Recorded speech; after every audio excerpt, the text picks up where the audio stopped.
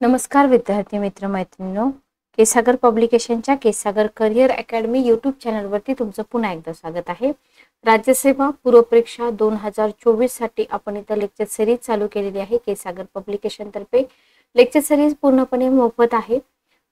तर इकॉनॉमिक्स हा जो सब्जेक्ट आहे, हा सब्जेक्ट आपण स्टार्ट केलेला आहे. बऱ्याच विद्यार्थ्यांनी पर्सनली मला मेसेज करून डिमांड केली होती इकॉनॉमिक्सच्या लेक्चरसाठी. तर आपण इथे इकॉनॉमिक्ससाठी सेशन कंडक्ट करत आहोत आणि 100% तुम्हाला इथून क्वेश्चन दिसणार म्हणजे दिसणारच. ठीक आहे, ओके.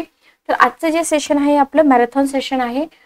हे सेशन आपण कंडक्ट करतोय. आपलं जे कॉम्प्रिहेन्सिव्ह बुक आहे, आपला जो ठोकळा आहे, या ठोकळ्यामधून 29वी सुधारित आवृत्ती केसागर पब्लिकेशन. ठीक आहे, याच्यामध्ये तुम्हाला 2023 पूर्वार्धातील अधिकृत आकडेवारी, नव्या धरतीचे वाढत्या काठिण्य पातळीचे प्रश्न, बिटवीन द लाईन प्रश्नांची परिपूर्ण तयारी आणि 2022चा जो क्वेश्चन पेपर आहे तो देखील तुम्हाला याच्यामध्ये मिळत आहे. तर याच पुस्तकातून आपण आज इकॉनॉमिक्सचा भाग घेत आहोत. पुस्तक कुठून मागवायचं, कसं मागवायचं हे मी तुम्हाला प्रत्येक सेशनमध्ये सांगितलंय. केसागरची वेबसाईट सोडली तर Amazon, फ्लिपकार्टवरती पुस्तकं अवेलेबल आहेत. बुक हाऊसला पुस्तकं अवेलेबल आहेत किंवा तुमच्या सिटीमध्ये प्रमुख पुस्तक विक्रेत्यांकडे देखील पुस्तकं तुम्हाला मिळून जातील. ओके, चला. तर आपल्या सिलेबस मधला सगळ्यात महत्त्वाचा जो भाग आहे तो तर आपण घेतलेलाच आहे. सोबतच तुम्हाला भारतातील दारिद्र्य आणि बेरोजगारी याच्यावरती क्वेश्चन कंबाईनला पण विचारले जातात आणि राज्यसेवेला पण विचारले जातात. ठीक आहे, ओके.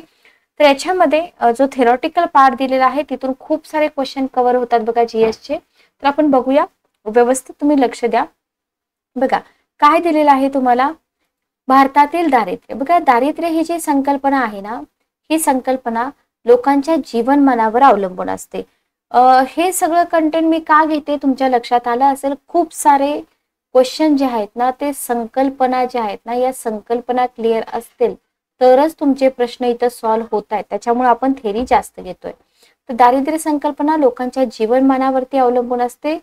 जे लोक आपल्या रोजच्या जीवनामध्ये म्हणजे दैनंदिन जीवनामध्ये जीवनमानाची किमान पातळी गाठू शकत नाहीत, बरोबर, त्यांना आपण दरिद्री किंवा गरीब असं म्हणतो. ओके, आता इथं काय म्हटलंय तुम्हाला, दैनंदिन जीवनामध्ये जीवनमानाची किमान पातळी म्हटले. ठीक आहे, पण जीवनमानाची जी किमान पातळी असते किंवा त्या किमान पातळीवर जीवन जगण्यासाठी दरडोई किती उत्पन्नाची आवश्यकता असते ह्याचा कुठलाही असा फिक्स रेशो नाहीये, बरोबर. किंवा जे अर्थशास्त्रज्ञ आहेत ना, त्या अर्थशास्त्रज्ञांचं एकमत नाहीये की हे जे आपण जीवनमान म्हणतोय की नाही, किंवा ह्या जीवनमानाच्या किमान पातळीला आपण विचार करून दरिद्री किंवा गरीब असं डिसाईड करणार आहोत. पण मग त्याच्यासाठी किंवा हे जीवन जगण्यासाठी दरडोई किती उत्पन्न लागेल याच्यामध्ये एकमत आपल्याला दिसून येत नाही. मग आपल्याला इथं BA मिनास असतील, PD ओझा आहेत, डॉक्टर PK वर्धन आहेत आणि दांडेकर आहेत. नीलकंठ रथ आणि दांडेकर म्हणजे हे जे आपल्याला अर्थशास्त्रज्ञ दिसतात ना, यांची आकडेवारी एक्झाम मध्ये विचारली जाते. ठीक आहे, हे दिसताना सोपं आहे. तुम्ही जितक्या वेळा रिवाइज कराल तितक्या वेळा तुम्हाला हे समजून जाईल.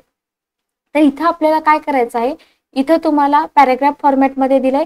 BA मिनास यांनी वर्ष कोणतं आहे बघा, 56, 57, 67, 68. तुम्ही काय करा, याच्यासोबतच लगे खालचे पण पॉइंट वाचा, म्हणजे जेव्हा आपण कंपॅरिझन करतो तेव्हा लवकर लक्षात राहतं. आता PD ओझा यांनी काय केलेलं आहे, त्यांचे निकष आहेत 1960-61 साठी. ठीक आहे, BA मिनास यांचे आहेत 56, 57, 67, 68. PK वर्धन जे आहेत ना, त्यांचे निष्कर्ष आहेत 68, 69 नीलकंठ रथ यांनी 60, 61 आणि 1968, 69. म्हणजे सिक्वेन्सने जरी तुम्ही गेला तर तुम्हाला पहिल्यांदा BA मिनास दिसतील, त्याच्यानंतर 60, 61 मध्ये PD ओझा दिसतील, त्याच्यामध्ये वर्धन समिती आहे 68, 69 आणि त्याच्यानंतर प्राध्यापक B दांडेकर आणि प्राध्यापक नीलकंठ आणि रथ. ठीक आहे, आता मिनास यांच्याबद्दल जर आपण बघितलं तर 56, 57 आणि 67, 68 हा जो काळ होता तर त्यांनी ग्रामीण दारिद्र्याविषयी, बघा इथं तुम्हाला लक्षात ठेवायचंय, ग्रामीण दारिद्र्याविषयी त्यांनी काय केलेलं आहे, मौलिक संशोधन केलेलं आहे. ठीक आहे, PD ओझा यांनी काय केले बघा, दारिद्र्य रेषा ठरवताना शहरी भागामध्ये त्यांनी प्रतिदिन प्रति व्यक्ती मागे 432 ग्रॅम आणि ग्रामीण भागामध्ये प्रति व्यक्ती मागे 518 ग्रॅम धान्याची गरज असते असा निकष लावला.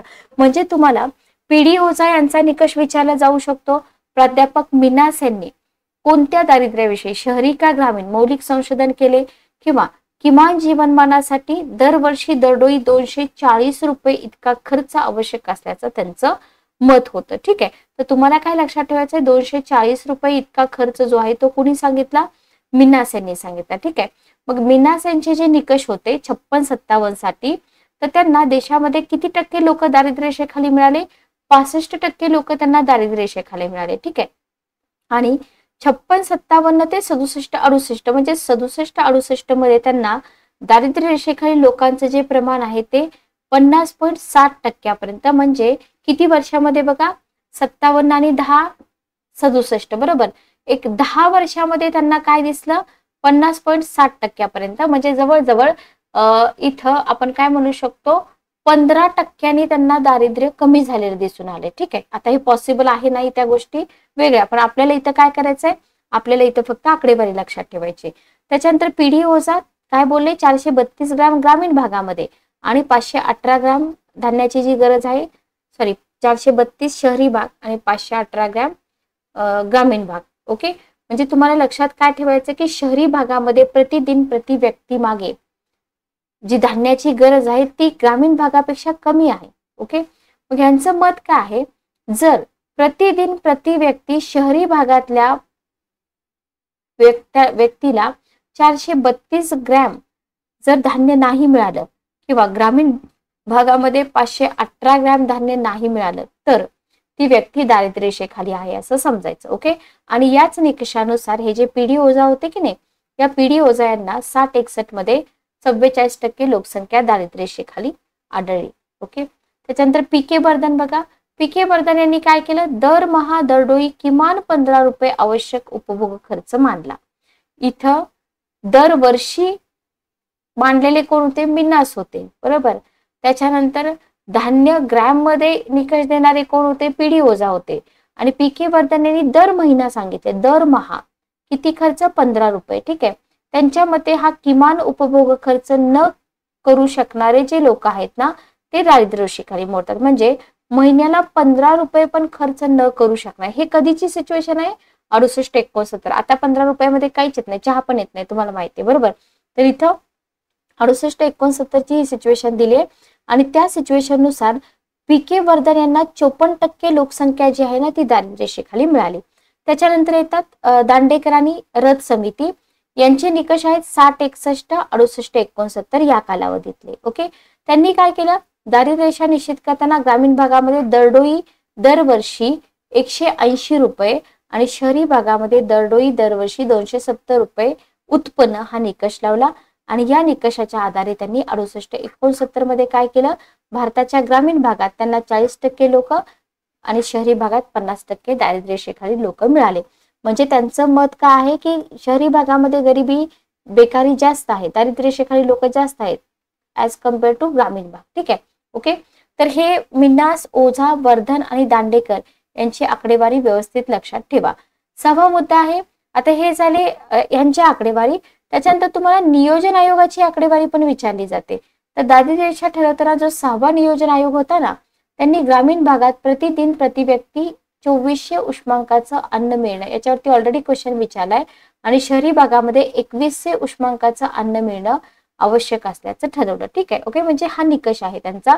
आणि याच्यापेक्षा जर कमी उष्मांक मूल्याचा आहार मिळत असेल तर त्या व्यक्तींचा समावेश त्यांनी दारिद्र्य रेषेखालील व्यक्तीमध्ये केला होता. ओके, उत्पन्नाच्या आधारे दारिद्र्य रेषा ठरवताना या आयोगाने ग्रामीण भागात प्रति व्यक्ती प्रतिवर्षी 912 रुपये तर शहरी भागात प्रति व्यक्ती प्रतिवर्षी 1056 रुपये उत्पन्नाचा निकष स्वीकारला. ठीक आहे, चला बघा नेक्स्ट पार्ट आपण बघूया. 6 मुद्दे आपण बघितले होते. 7वा मुद्दा बघा, तर नियोजन आयोगाच्या निष्कर्षानुसार 77-78 मध्ये भारतामध्ये 48.30% लोक राहत होते दारिद्र्य रेषेखाली. लक्षात ठेवा बरं का, 77-78 मध्ये 48.30, 83-84 मध्ये 37.40 कमी झाले बरोबर, 84-85 मध्ये पुन्हा कमी झाले, 87-88 मध्ये पुन्हा कमी झाले. हे आहे नियोजन आयोगाचं प्रतिपादन. पण मिनास असतील, जैन असतील, यांना हे अंदाज नाहीत मान्य. ते काय म्हणले, नाही, 87-88 मध्ये देशामध्ये 45.90% लोकसंख्या दारिद्र्य रेषेखाली होती बरोबर.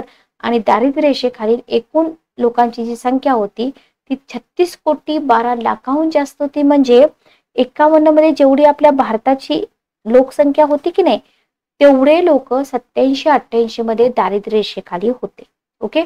9वा पॉइंट बघा, नियोजन आयोगाने 87-88 मधील 29.20 कोटी लोकसंख्या दारिद्र्य रेषेखाली असल्याचा जो निष्कर्ष काढला होता तो इथं तफावत दर्शवत होता. बरोबर. 8व्या योजनेने 11,000पेक्षा कमी वार्षिक उत्पन्न ज्या कुटुंबाचं आहे त्या कुटुंबांना दारिद्र्य रेषेखालील कुटुंब संबोधलं. बरोबर. 93-94 मध्ये 18.9% लोकसंख्या दारिद्र्य रेषेखाली असल्याचा अंदाज व्यक्त केला. 96-97 मधले अंदाजपत्रक मांडताना केंद्रीय अर्थमंत्री काय बोलले की दारिद्र्य रेषेखालील लोकसंख्या 2000 पर्यंत 10% येईल. बरोबर. लकडावाला अभ्यास गट 93-94 36% लोकसंख्या दारिद्र्य रेषेखाली होती असा निष्कर्ष काढला. आणि आता तर 2024 चालू आहे, बघून घ्या तुम्हीच. तर दारिद्र्य रेषेखाली लोकसंख्येची टक्केवारी कमी असली तरी प्रत्यक्ष लोकसंख्या मात्र कमी झाली नव्हती. लक्षात घ्या. 73-74 93-94 हा जो काळ होता 32 कोटी लोकसंख्या सातत्याने दारिद्र्य रेषेखाली होती हे लकडावाला गटानं सांगितलं. आणि दारिद्र्य निर्मूलनासाठी गव्हर्नमेंट प्रयत्न करतच होतं पण सगळ्यात जास्त सक्सेस न मिळण्याचं रिझन होतं वाढती लोकसंख्या. बरोबर. म्हणजे 73-74 93-94 20 वर्षाच्या काळामध्ये लोकसंख्येत जास्त फरक पडला नाही असं लकडावाला गट सांगतं. बरोबर. त्याच्यानंतर जागतिक बँकेच्या वतीने गौरव दत्त यांनी जे अन्वेषण केलं त्यांना काय दिसलं, त्यांना 51 मध्ये 52.66% लोकसंख्या दारिद्र्य रेषेखाली होती असं दिसलं. 91 मध्ये 37.84% कमी झाल्याचं दिसलं. 51 मध्ये 20 कोटी लोकसंख्या आणि 1991 मध्ये 32 कोटीवर गेल्याचं त्यांना भीषण चित्र दिसलं. म्हणजे विचार करा बरं का. आता ही सगळी पार्श्वभूमी जर आपण बघितली तर 96-97 मध्ये दारिद्र्य रेषेखालील लोकसंख्या 29.2% आल्याचा निष्कर्ष काढला नियोजन आयोगाने. आपण बघितलं. पण बरोबर आहे का, सबशेल चुकलेला होता. कारण का, प्रत्यक्ष लोकसंख्या तेव्हा पण 32 कोटीच्या दरम्यानच होती. 1-2 मध्ये 17.98% आलेली असेल. हा नियोजन आयोगाने जो अंदाज दर्शवला होता तो सबशेल चुकीचा होता. त्याच्यानंतर येतात नॅशनल सॅम्पल सर्वे 55वी फेरी, 55वी, 61वी, 66वी तिन्ही फेरी विचारतात. इथं तुम्हाला 99-2000चं जे सर्वेक्षण आहे याच्यानुसार 26.10% वरती दारिद्र्य रेषेखालील लोकसंख्याची निष्कर्ष दिसतो. ग्रामीण भाग 27%, शहरी भाग 23%. ठीक आहे. ओके. आणि नॅशनल सॅम्पल सर्वे 4-5 61वी फेरी इथं कोणती पद्धत वापरली, URP युनिफॉर्म रिकॉल पिरियड आणि मिक्स्ड रिकॉल पिरियड हे तुम्हाला पुस्तकामध्ये दिलेलं आहे. तर या पद्धतीनं 4-5 मध्ये 27.5% लोकसंख्या दारिद्र्य रेषेखाली होती असा निष्कर्ष काढला. आणि याच पद्धतीनुसार जे निष्कर्ष काढले ना तर ग्रामीण भागामध्ये 28%, शहरी भागामध्ये 25%. त्याच्यानंतर जी आपली नॅशनल सॅम्पल सर्वेक्षण MRP मिक्स्ड रिकॉल पिरियड वापरला 4-5 याच्यानुसार 21.8% देशामध्ये. बरोबर. आणि ग्रामीण भाग 21%, शहरी भाग 21.7%, 8% आणि 7%. ठीक आहे. त्याच्यानंतर बघा URP आणि MRP या पद्धतींद्वारे काढलेल्या निष्कर्षाच्या पार्श्वभूमीवर नियोजन आयोगाने काय केलं, 11व्या पंचवार्षिक योजनेचं दिशा दिग्दर्शन करताना 4-5 मधील स्थितीनुसार 27.5% लोकसंख्या दारिद्र्य रेषेखाली असल्याचा अंदाज व्यक्त केला. ठीक आहे. अधिक ग्राह्य आणि अधिकृत अशा या अंदाजानुसार 4-5 मध्ये 30 कोटी लोक दारिद्र्य रेषेखाली असल्याचं चित्र स्पष्ट होतं. 11वी पंचवार्षिक योजना जर तुम्ही बघितली तर सगळ्यात कमी प्रमाण जे होतं ना ते जम्मू काश्मीर विभाजन पूर्व आणि सगळ्यात जास्त होतं ओडिसामध्ये 46.4%. ठीक आहे. ओके. क्लिअर. लक्षात ठेवा.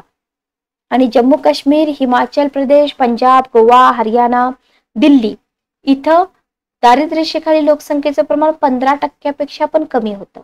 केरळमध्ये होतं 15%, बिहार, ओडिसा, छत्तीसगड, आपला महाराष्ट्र, UP, MP इथं 30%हून जास्त आणि महाराष्ट्रामध्ये 30.7% हे आपल्याला लक्षात ठेवायचं. चला तर आपण बघत होतो सुरेश तेंडुलकर अभ्यास गटाचे निष्कर्ष. तर बघा इथं आपण बघितलं की नियोजन कार्य नियोजन आयोगाकडे होतं. बरोबर. मग त्यांनी काय केलं, लोकांच्या संख्येविषयी अंदाज व्यक्त करण्याची जबाबदारी त्यांच्यावरती होती म्हणून त्यांनी राष्ट्रीय नमुना सर्वेक्षणान्वये गोळा करण्यात आलेली जी माहिती होती त्या माहितीच्या आधारे नियोजन आयोग आपला अंदाज व्यक्त करत होतं, बरोबर. आणि याच्या संदर्भात निष्कर्ष काढण्यासाठी त्यांनी काय केलं, 2005 मध्ये प्राध्यापक सुरेश तेंडुलकर यांच्या अध्यक्षतेखाली एक समिती नेमली. ठीक आहे. या समितीने काय केलं, राष्ट्रीय नमुना सर्वेक्षणान्वये प्राप्त झालेल्या माहितीच्या आधारे 2009 मध्ये निष्कर्ष नियोजन आयोगाला सादर केला. म्हणजे तुम्हाला इथं 2005 ही डेट, 2009 निष्कर्ष दिलेली डेट माहिती पाहिजे. तेंडुलकर अभ्यास गटाने 4-5 मध्ये काय प्रमाण मांडलं, किमती प्रमाण मांडल्या. ठीक आहे. ग्रामीण भागासाठी 446 रुपये 65 पैसे, नागरी भागासाठी 578 रुपये 80 पैसे हा किमान उपभोग खर्च प्रमाण मानला. आणि त्याच्या आधारे काय केलं त्यांनी, दारिद्र्य रेषेखालील लोकसंख्येविषयीचे निष्कर्ष काढले. तर नियोजन आयोगाने मान्य केले हे सगळे तेंडुलकर अभ्यास गटाचे निष्कर्ष. आणि या निष्कर्षानुसार 93-94 मध्ये त्यांना देशामध्ये 45.3% लोकसंख्या दारिद्र्य रेषेखाली मिळाली देशामध्ये. ठीक आहे. आणि त्याच्यामध्ये 8.1% घट झाली. 4-5 मध्ये त्यांना किती दिसले, 37.2%. Okay, clear. तर इथं तुम्हाला दिलेलं आहे बघा, 93-94, 4-5, क्लिअर. इथं 50.1%, 41.8%, 31.1 आणि 25.7%. आता इथं तेंडुलकर अभ्यास गट जो आहे ना, या तेंडुलकर अभ्यास गटाच्या निष्कर्षा आधारे नियोजन आयोगाने जे अंदाज व्यक्त केले त्याच्यानुसार ओडिसा राज्य जे आहे ना, तिथे सगळ्यात जास्त म्हणजे 57.2% लोक दारिद्र्य रेषेखाली जीवन जगत असल्याचं स्पष्ट झालं. आणि दारिद्र्य रेषेखालील व्यक्तींची संख्या जर तुम्ही विचारात घेतली, 54.4% लोकसंख्या दारिद्र्य रेषेखाली असणारं बिहार राज्य दुसऱ्या क्रमांकावर. म्हणजे तुम्हाला तेंडुलकर अभ्यास गटानुसार जर आकडेवारी विचारली ना, तर हे तुमचं उत्तर राहणार आहे, लक्षात घ्या. ओडिसा 1 नंबर, इथे काय होतं, टक्केवारीनुसार जास्त होते. ठीक आहे. व्यक्तींची संख्या जर विचारात घेतली तर बिहार दुसऱ्या क्रमांकावरती. नियोजन आयोगाच्या अंदाजानुसार 4-5 मधली जी स्थिती होती, महाराष्ट्राच्या ग्रामीण भागामध्ये किती टक्के, 47.9% लोक, शहरी भागामध्ये 25.6% लोक दारिद्र्य रेषेखाली जगत होते. ठीक आहे. आणि ग्रामीण शहरी एकत्र जर विचार केला तर 38.1% लोकसंख्या दारिद्र्य रेषेखाली असल्याचं चित्र इथं आपल्याला दिसून येत, लक्षात ठेवा. ठीक आहे. म्हणजे ओव्हरऑल महाराष्ट्रामधलं पण तुम्हाला विचारू शकतात आणि तुम्हाला स्टेट वाईज पण विचारू शकतात. आता 2009-10 ची स्थिती कशी होती, इथे बघा, नॅशनल सॅम्पल सर्वेची 66वी फेरी, 61वी फेरी पण विचारलेली आहे, 66वी पण विचारलेली आहे. या 66व्या फेरीनुसार तेंडुलकर अभ्यास गट निष्कर्ष नियोजन आयोग त्यांना मिळाली लोकसंख्या 4-5 मध्ये 37.2% वरून 9-10 मध्ये 29.8%. ठीक आहे. म्हणजे कमी झाली. म्हणजे 5 वर्षाच्या कालावधीमध्ये 7.4% इथं लोकसंख्या कमी झाली दारिद्र्य रेषेखाली. ओके. 9-10 मध्ये दारिद्र्य रेषेखाली लोकसंख्या निश्चित करताना ग्रामीण भागातील जी व्यक्ती 22.4 रुपयांपेक्षा म्हणजे 22 रुपये 22.5 रुपये म्हणू आपण इथं खर्च करू शकत नाही, अशा व्यक्तीला दारिद्र्य रेषेखालचं मानण्यात आलं. शहरी भागासाठी मात्र 28 रुपये इतकी मर्यादा इथं ठेवण्यात आलेली आपल्याला दिसून येते. त्याच्यानंतर बघा, नियोजन आयोगाचे निष्कर्ष काय होते, राष्ट्रीय नमुना पाहणी, 68वी फेरी, सर्वेक्षण अहवाल, माहिती, तेंडुलकर समिती, अभ्यास पद्धती. नियोजन आयोगाने 11-12 मध्ये देशातील 21.92% म्हणजे 26,98,00,000 लोकसंख्या दारिद्र्य रेषेखाली होती असा निष्कर्ष काढला. नियोजन आयोगाचे जे निष्कर्ष होते त्या निष्कर्षानुसार 11-12 मध्ये ग्रामीण भागामध्ये 25%, शहरी भागामध्ये 13% लोकसंख्येचं प्रमाण आपल्याला दिसते, दारिद्र्य रेषेखाली लोकसंख्या. ठीक आहे. आणि दारिद्र्य रेषेखालची लोकसंख्या ठरवताना ग्रामीण भागातील प्रति महिना प्रति व्यक्ती 816 रुपयांपेक्षा अधिक खर्च करू न शकणाऱ्या व्यक्तींना आणि शहरी भागामध्ये 1000 रुपयांपेक्षा अधिक खर्च करू न शकणाऱ्या व्यक्तींना दारिद्र्य रेषेखाली गणलेलं आहे. Okay, clear. तर हे पॉइंट सगळे व्यवस्थित लक्षात ठेवा. नियोजन आयोगाच्या निष्कर्षानुसार जर आपण बघितलं, महाराष्ट्रातील 1,97,92,000 म्हणजे जवळजवळ 17.35% ही जी आकडेवारी आहे ही विचारत नाही, तुम्हाला टक्केवारीमध्ये जे आहे ना ते विचारलं जातं. ठीक आहे. आणि ग्रामीण भागामध्ये जर तुम्ही बघितलं तर दारिद्र्य रेषेखालच्या लोकसंख्येचं प्रमाण आहे 24.22%, आणि शहरी भागामध्ये 9.12%. ठीक आहे. 9-10 मध्ये जर तुम्ही बघितलं तर देशातील 29 कोटी लोकसंख्या दारिद्र्य रेषेखाली होती. नियोजन आयोगाच्या निष्कर्षानुसार 11-12 मध्ये दारिद्र्य रेषेखालील लोकसंख्या 27 कोटी इतकी कमी झाली. याचा अर्थ लोकसंख्या 2 कोटींनी कमी झाली होती दारिद्र्य रेषेखालची. ओके. आणि जर तुम्ही राज्यापुरता विचार केला तर केरळ राज्यामध्ये एकूण लोकसंख्येशी दारिद्र्य रेषेखालील लोकसंख्येची टक्केवारी इतर कोणत्याही राज्यापेक्षा कमी म्हणजे 7% इतकी होती. हे आपल्याला इथं दिसून येतं. बघा, त्याच्यानंतर आपण जर बघितलं दारिद्र्य रेषेखालील लोकसंख्येचं प्रमाण तर तेंडुलकर अभ्यास गटाची जी पद्धती आहे ना, तर या पद्धतीनुसार तुम्हाला 4, 5, 9, 10 आणि 11, 12 इथं जी लोकसंख्या मिळते ना, याचा एक चार्ट आपल्याला मिळतो. इथं तुम्हाला दिलेला आहे बघा, स्टेट दिलेले आहेत. त्याच्यानंतर आहे 4, 5, 9, 10 आणि तिसरा आहे 11, 12. ओडिसा 57.2, 4, 5 मध्ये, 9, 10 मध्ये 37.2 आणि 11, 12 मध्ये 32.6. बिहारमध्ये 54.4, 53.5, 33.7. छत्तीसगड, आता याच्यामध्ये काय करायचं असतं माहिती का, 8.3 पंजाब, 9.2 आंध्र प्रदेश. अशा प्रकारे आपल्याला काय करून घ्यायचं आहे, एक जेव्हा आपण याच्यावर एक नजर टाकतो तेव्हा सगळ्यात जास्त इथं तुम्हाला दारिद्र्य कुठं दिसत आहे, सगळ्यात कमी कुठं दिसत आहे. अखिल भारतामध्ये 2004-5 मध्ये 37.2% लोक दारिद्र्य रेषेखाली होती. 9-10 मध्ये 29% होती आणि 11-12 मध्ये 21% होती. ठीक आहे. याच्यामध्ये तुम्ही आपल्या महाराष्ट्राची आकडेवारी बघून घ्या. 4-5 मध्ये 38.2%, 9-10 मध्ये 24.5%, 11-12 मध्ये 17.3%. ठीक आहे. Okay, clear. आणि जर सिक्वेन्स लावा म्हटलं तर तुम्हाला या राज्यांचा सिक्वेन्स पण लावता आला पाहिजे. आता हे जे उद्देश होते ना, या उद्दिष्ट पूर्ततेमध्ये अपयश का आलं, जी 10वी पंचवार्षिक योजना होती या योजनेने दारिद्र्य रेषेखालील लोकसंख्येचं प्रमाण जे होतं 7 पर्यंत 21%, 12 पर्यंत 10% आणण्याचं निर्धारित केलं होतं. ठीक आहे. ओके. आता हे उद्दिष्ट साध्य करताना 2024 आहे, 20 पण नाही, आता 2024 चालू आहे, तरी पण आपण अपयशी आहोत. लक्षात घ्या. निरपेक्ष दारिद्र्य, सापेक्ष दारिद्र्य याला IMP करा. आयोगाने याच्यावरती क्वेश्चन विचारले, निरपेक्ष दारिद्र्य आणि सापेक्ष दारिद्र्य. बघा, नियोजन आयोगाच्या मते शहरी भागातील ज्या व्यक्ती दररोज 2100 कॅलरीज उपभोगावर खर्च करू शकतात, बघा, तर उपभोग खर्च 2100 कॅलरीज खर्च करू शकत नाहीत आणि ग्रामीण भागातल्या ज्या व्यक्ती 2400 कॅलरीज खर्च करू शकत नाहीत, याला म्हटलेलं आहे निरपेक्ष गरीब. ओके. मग अशा तुम्हाला क्वेश्चन हाच विचारला जातो. एक तर तुम्हाला कॅलरीज विचारतील, एक तर तुम्हाला निरपेक्ष दारिद्र्य किंवा अशी गरिबी कोणत्या भागामध्ये मिळते, विकसनशील आणि अविकसित राष्ट्रात मिळते. निरपेक्ष गरिबीचं निर्मूलन होऊ शकतं, इथं तुम्हाला देतात होऊ शकत नाही. ठीक आहे.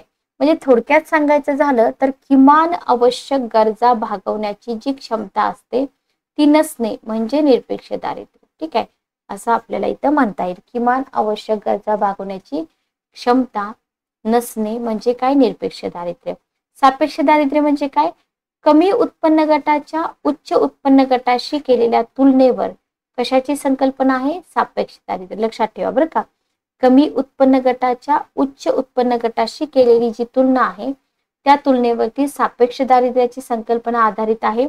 वेगवेगळे गट आणि वेगवेगळ्या प्रदेशातील लोकांच्या जीवनमानातील फरकावर सुद्धा सापेक्ष दारिद्र्याची संकल्पना आधारलेली आहे. दरडोई उत्पन्न, दरडोई उपभोग खर्च याच्यावर सुद्धा अशा प्रकारची गरिबी आधारित असते. 3 गोष्टींवरती आधारित असते. लक्षात ठेवा. सापेक्ष गरिबी ही सार्वत्रिक कल्पना आहे, सगळीकडे आढळते, सगळ्या देशामध्ये आढळते. लक्षात ठेवा. आणि सापेक्ष गरिबीचं निर्मूलन होऊ शकतं का, होऊ शकत नाही. तर आपल्याला इथे काय लक्षात ठेवायचं आहे, सापेक्ष गरिबी जी असते ना, तर या सापेक्ष गरिबीचं निर्मूलन होऊ शकत नाही. Okay, clear. आय होप तुम्हाला इथपर्यंत समजलं असेल. जे एक्झाम मध्ये विचारतात त्याच्यावरती आपला फोकस राहायला पाहिजे.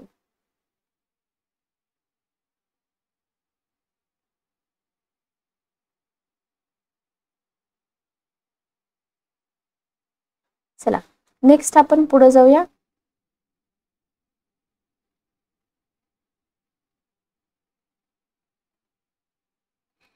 भारतातील दारिद्र्याची कारणे विचारली जातात एक्झाम मध्ये. भारतामधील दारिद्र्याची काय कारण आहेत?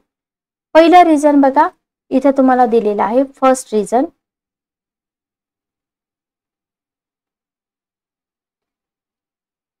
भयावह लोकसंख्या वाढ. पहिलं रिझन, मालमत्तेची असमान विभागणी. दुसरं रिझन, उच्च व्यावसायिक प्रशिक्षणासाठी समान संधीचा अभाव. तिसरं रिझन, मोठ्या प्रमाणावरील खुली आणि छुपी बेरोजगारी. चौथं रिझन, वारसा हक्काच्या कायद्यानुसार मालमत्तेची अनेक वारसात होणारी वाटणी. पाचवं रिझन, द्वितीय तृतीय क्षेत्रांचा अपुरा विकास. सहावं रिझन, जमिनीचं विभाजन तुकडीकरण. सातवं रिझन, अज्ञान निरक्षरता. आठवं रिझन. तर ही 8 कारणं दारिद्र्याची कारणं स्पेसिफिक कुठली? आपल्या भारतातील. ठीक आहे. दारिद्र्य निर्मूलनाच्या उपाययोजना जर तुम्ही बघितल्या, रिझन आपण बघितले, मग या रिझनला अनुसरूनच उपाययोजना पाहिजेत, बरोबर.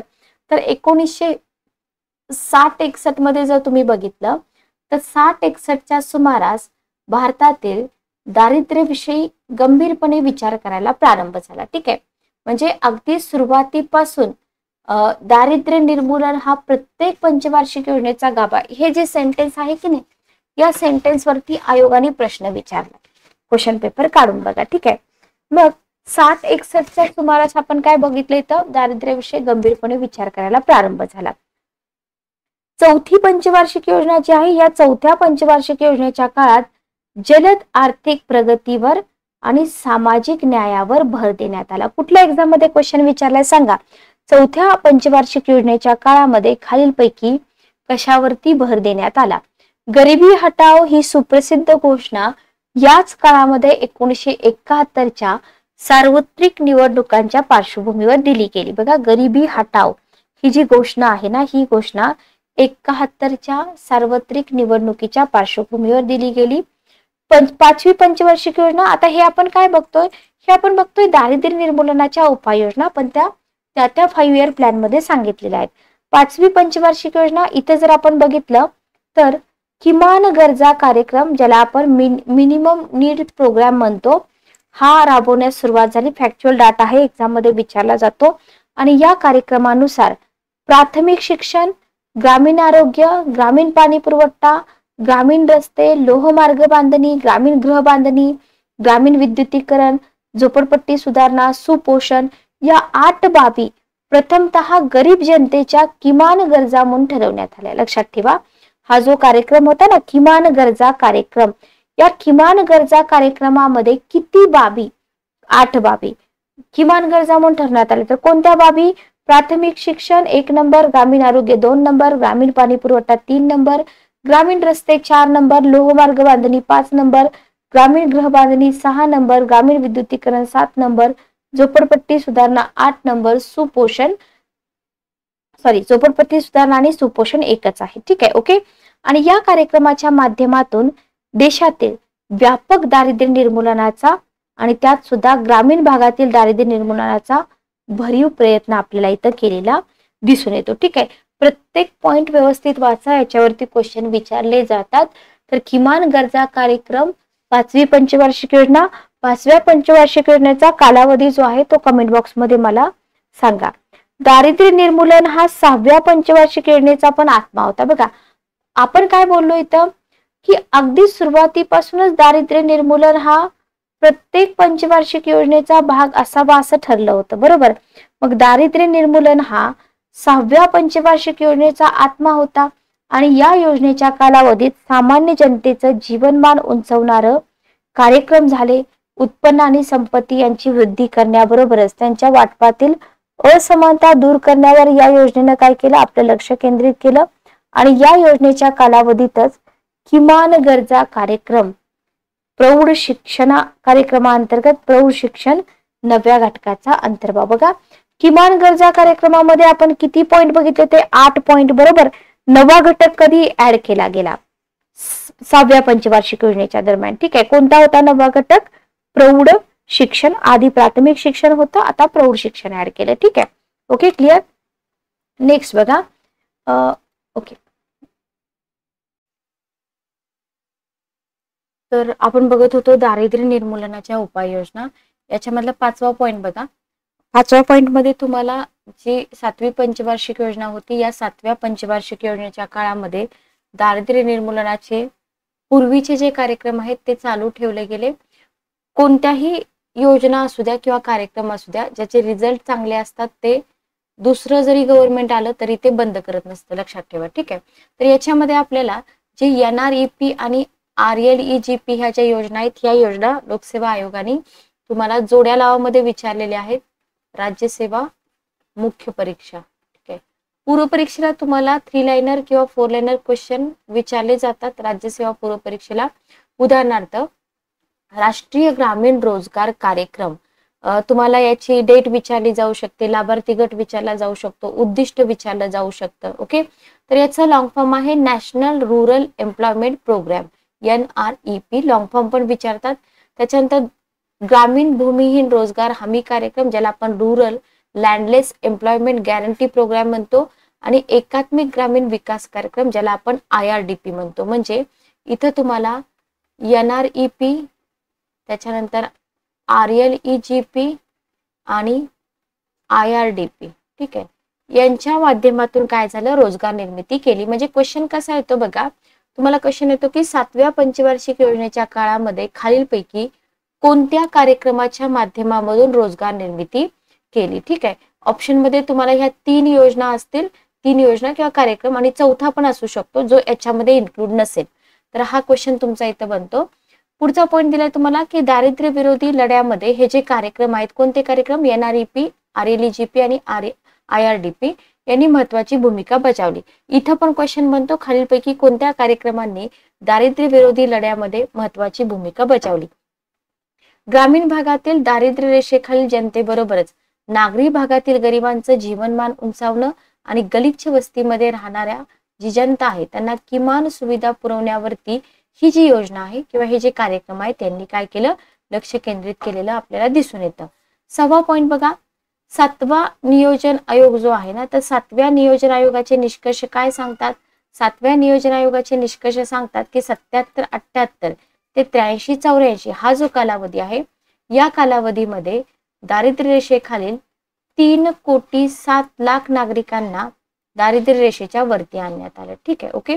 आणि या योजनेच्या कालावधीमध्ये ग्रामीण घरगुती वीज, ग्रामीण गटारे, सार्वजनिक वितरण या 3 क्षेत्रांचा समावेश करण्यात आला. तुम्हाला हे जे इयर आहे ना, 77-78, 83-84, तर या कालावधीमध्ये ह्या ज्या योजना आहेत ना, या योजनांमध्ये कोणत्या 3 नवीन क्षेत्रांचा समावेश करण्यात आला. पहिलं क्षेत्र होतं ग्रामीण घरगुती वीज, दुसरं होतं ग्रामीण गटारे, आणि तिसरं होतं सार्वजनिक वितरण प्रणाली. ठीक आहे. आता याच्यामध्ये जर तुम्ही बघितलं तर समावेशक किमान गरजा कार्यक्रम असं तुम्हाला क्वेश्चन जर बनला तर काय क्वेश्चन देतात, समावेशक गरजा कार्यक्रमामध्ये 77, 78, 1983, 84 या कालावधीमध्ये खालीलपैकी कोणत्या 3 क्षेत्रांचा समावेश केला. ओके. आता इथे क्वेश्चन कॉम्प्लिकेटेड का वाटतो, जर हे वर्ष दिलं ना, आपलं लक्ष आकडेवारीवरच जातं, बरोबर, आणि आपण तिथे घाबरतो. त्याच्यामुळे काय होतं, हा क्वेश्चन जो आहे एक पेज भरून मोठा क्वेश्चन आपल्याला दिसतो, पण आपल्याला काय सांगायचं असतं, फक्त हे 3 क्षेत्र आपल्याला माहित पाहिजे जे समावेशक किमान गरजा कार्यक्रमामध्ये इन्क्लूड केले. ओके. आणि याच योजनेच्या काळामध्ये 1 एप्रिल 1989 पासून दारिद्र्य निर्मूलन आणि रोजगार निर्मिती असा दुहेरी दृष्टिकोन असलेली जवाहर रोजगार योजना, याच्यावरती कंबाईनला क्वेश्चन विचारलाय, व्यापक असा कार्यक्रम राबविण्यास सुरुवात झाली. इथं पण क्वेश्चन बनतो की जवाहर रोजगार योजना कोणत्या योजनेदरम्यान चालू करण्यात आली. राष्ट्रीय ग्रामीण रोजगार कार्यक्रम जो आपण वरती बघितला होता, आणि ग्रामीण भूमिहीन रोजगार कार्यक्रम हा जवाहर योजनेमध्ये काय करण्यात आला, मर्ज करण्यात आला, जो 7व्या पंचवार्षिक योजनेच्या काळामध्ये चालू झाला होता. ठीक आहे. 7वा पॉइंट बघा, 8वी जी योजना होती, 8वी पंचवार्षिक योजना, इथं तुम्हाला जवाहर रोजगार योजना, नेहरू रोजगार योजना सॉरी तर इथं कन्फ्युजन कशामध्ये होतं, जवाहर आणि नेहरू दोन्ही शब्द व्यवस्थित लक्षात ठेवा. तर जवाहर रोजगार योजना आणि नेहरू रोजगार योजना, पंतप्रधान रोजगार योजना यांसारख्या योजनांच्या माध्यमातून काय झालं, रोजगार निर्मिती आणि पर्यायानं दारिद्र्य निर्मूलनावरती भर देण्यात आला. पुन्हा इथं तुमचा क्वेश्चन बनतो, खालीलपैकी कोणत्या योजनांच्या माध्यमातून रोजगार निर्मिती आणि दारिद्र्य निर्मूलनावरती भर देण्यात आला. पुन्हा तुम्हाला खाली ऑप्शन दिले जातात, जवाहर रोजगार योजना, नेहरू रोजगार योजना, पंतप्रधान रोजगार योजना, अशा प्रकारे. 8वा मुद्दा बघा, जवाहर रोजगार योजना जी आहे 1999-2000 या वर्षापासून काय झालं, जवाहर ग्राम समृद्धी योजनेमध्ये परावर्तित करण्यात आली आणि पुढे 1 एप्रिल 2002 पासून जवाहर ग्राम समृद्धी योजना आणि आश्वासक रोजगार योजना या सगळ्या योजना कशामध्ये समाविष्ट केल्या, संपूर्ण ग्रामीण रोजगार योजना, ज्याच्यावरती तुम्हाला क्वेश्चन विचारलेला आहे. आणि इथं पण क्वेश्चन बनतो की संपूर्ण ग्रामीण रोजगार योजनेमध्ये खालीलपैकी कोणकोणत्या योजना समाविष्ट करण्यात आलेल्या आहेत. तर ही जी टाइमलाईन आहे योजनांची, ही टाइमलाईन तुम्हाला प्रत्येक एक्झाम मध्ये तर विचारत नाहीत, पण राज्यसेवेला विचारतात. 9वा पॉइंट बघा, महाराष्ट्र रोजगार हमी योजना, स्पेसिफिक आपल्या महाराष्ट्राबद्दल तुम्हाला विचारलं जातं. इथं महाराष्ट्र रोजगार हमी योजना जी होती ना, या योजनेला केंद्र सरकारनं आदर्श मानलं आणि केंद्रानं काय केलं, याच धर्तीवरती रोजगार हमी योजनेची आखणी केली आणि रोजगार हमी अधिनियम जो आहे ना, हा अधिनियम कधीचा आहे, 2005 चा आहे. हा अधिनियम संमत केला. तुम्हाला हेही विचारलं जातं, अधिनियम कधी संमत केला, योजना कधी लागू झाली, त्याचा लाभार्थी गट काय आहे, वगैरे वगैरे. ठीक आहे.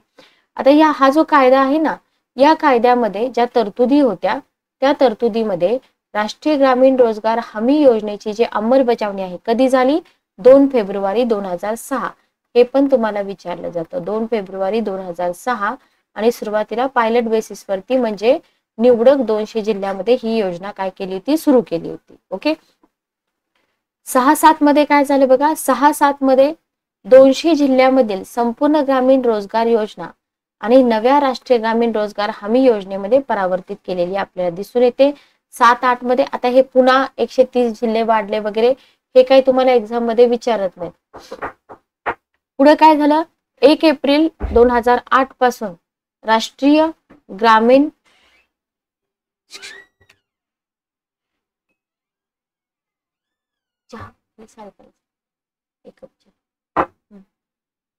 राष्ट्रीय ग्रामीण रोजगार हमी योजना काय झाली, सगळ्या देशामध्ये लागू झाली आणि संपूर्ण ग्रामीण रोजगार योजनेची जागा जी होती या नव्या योजनेने घेतली. तर हे कन्फ्युजन आपल्याला नकोय, लक्षात घ्या, हे सगळं तुम्हाला क्लिअर असायला पाहिजे. Okay, clear.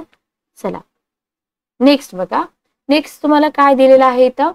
आता हे जे तुम्हाला योजनेचं नाव दिसत आहे ना, महात्मा गांधी राष्ट्रीय ग्रामीण रोजगार हमी अधिनियम, याची हिस्ट्री मी तुम्हाला सगळी सांगितली, बरोबर. याच्या हिस्ट्री मधून तुम्हाला काहीही क्वेश्चन येऊ शकतो. इवन तुम्हाला करंट अफेअर्स मधून पण क्वेश्चन येऊ शकतात की कुठल्या राज्यामध्ये किती भत्ता दिला जातो वगैरे वगैरे. ओके.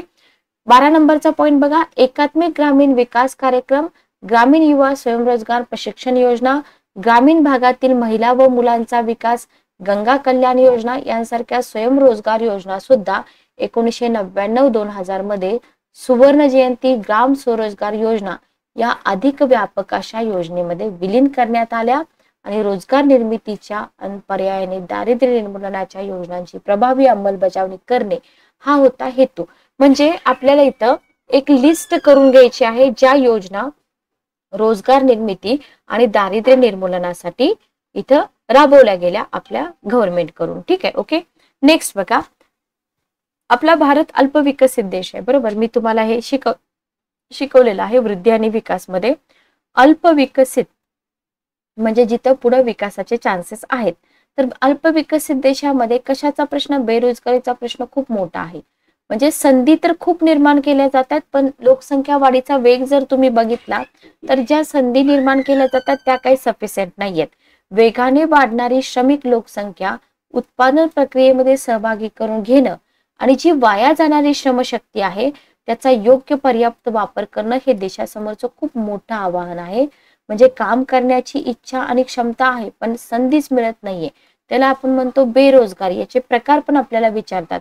जर स्थूल मानाने तुम्ही 2 भाग केले तर ग्रामीण बेरोजगारी, शहरी बेरोजगारी असे 2 भाग इथं करता येतात. ग्रामीण बेरोजगारीमध्ये तुम्ही बघा, तुम्हाला डायरेक्ट हे हंगामी वगैरे देतात, पण सुरुवातीला मेन टाईप बघा ग्रामीण बेरोजगारी. ग्रामीण बेरोजगारीमध्ये तुम्हाला हंगामी बेरोजगारी मिळते, छुपी किंवा प्रच्छन्न बेरोजगारी मिळते. त्याच्यानंतर तुम्हाला शहरी बेरोजगारीमध्ये संघर्षजन्य, खुली, कमी प्रतीची आणि एक मिनिट थांबा, सुशिक्षित. ओके. अजून पण भरपूर टाईप करून दिले जातात बघा, म्हणजे बुक्स, एखाद्या बुक्समध्ये वेगळे टाईप पण तुम्हाला नावाने दिले जाऊ शकतात, ठीक आहे. पण जे मेन मुख्य प्रकार आहेत ग्रामीण आणि शहरी.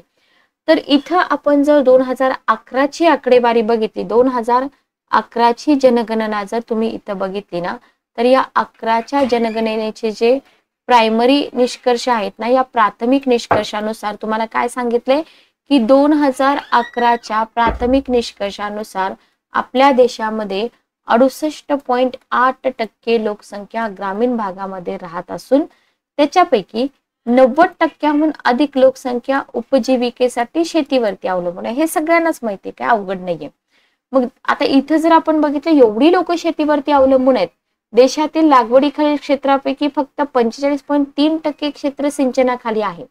बाकीचं क्षेत्र पूर्णतः निसर्गावरती अवलंबून आहे. बरोबर, हे सगळं आपण बघतोय. याच्यामुळे तुम्हाला काय दिसतं, याच्यामुळे आपल्याला ग्रामीण भागामध्ये बेरोजगारी दिसते, ठीक आहे. ओके. मग याच्यामध्ये हंगामी बेरोजगारी कशी असते आपल्याला माहिती, मोसमी पाऊस. खूप मोठं कृषी क्षेत्र आहे जे मोसमी पावसावर अवलंबून आहे. याच्यामध्ये काय होतं, वर्षातून एकच पीक काढता येतं, ठीक आहे.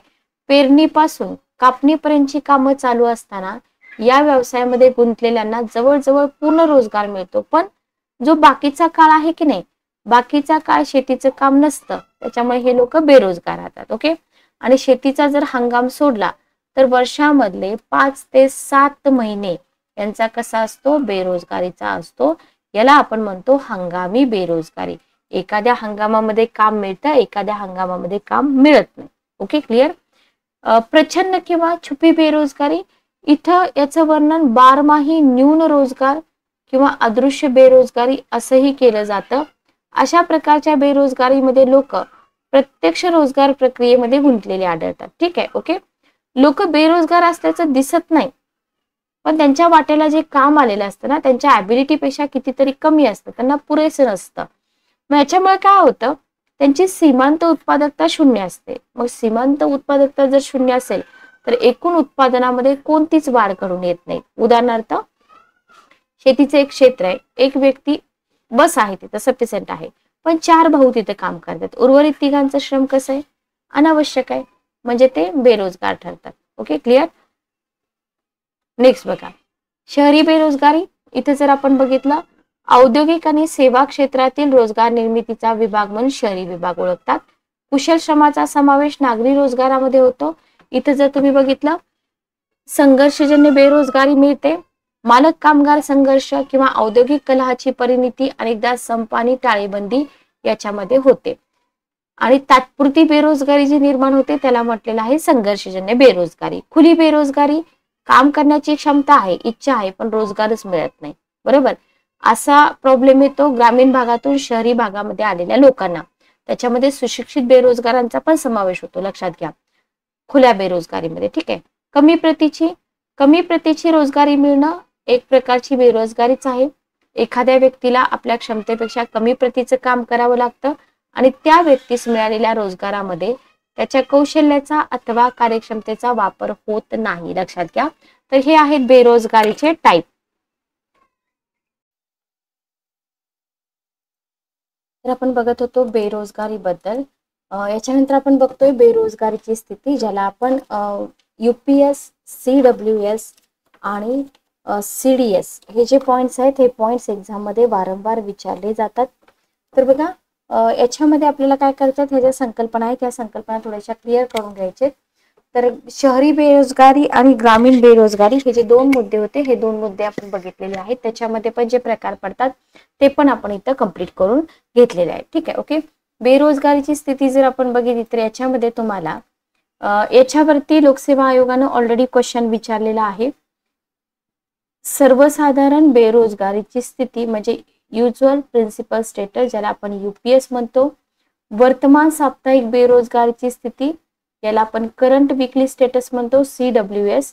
आणि वर्तमान दैनिक बेरोजगारीची स्थिती, याला आपण म्हणतो करंट डेली स्टेटस, ओके, म्हणजे CDS, ठीक आहे.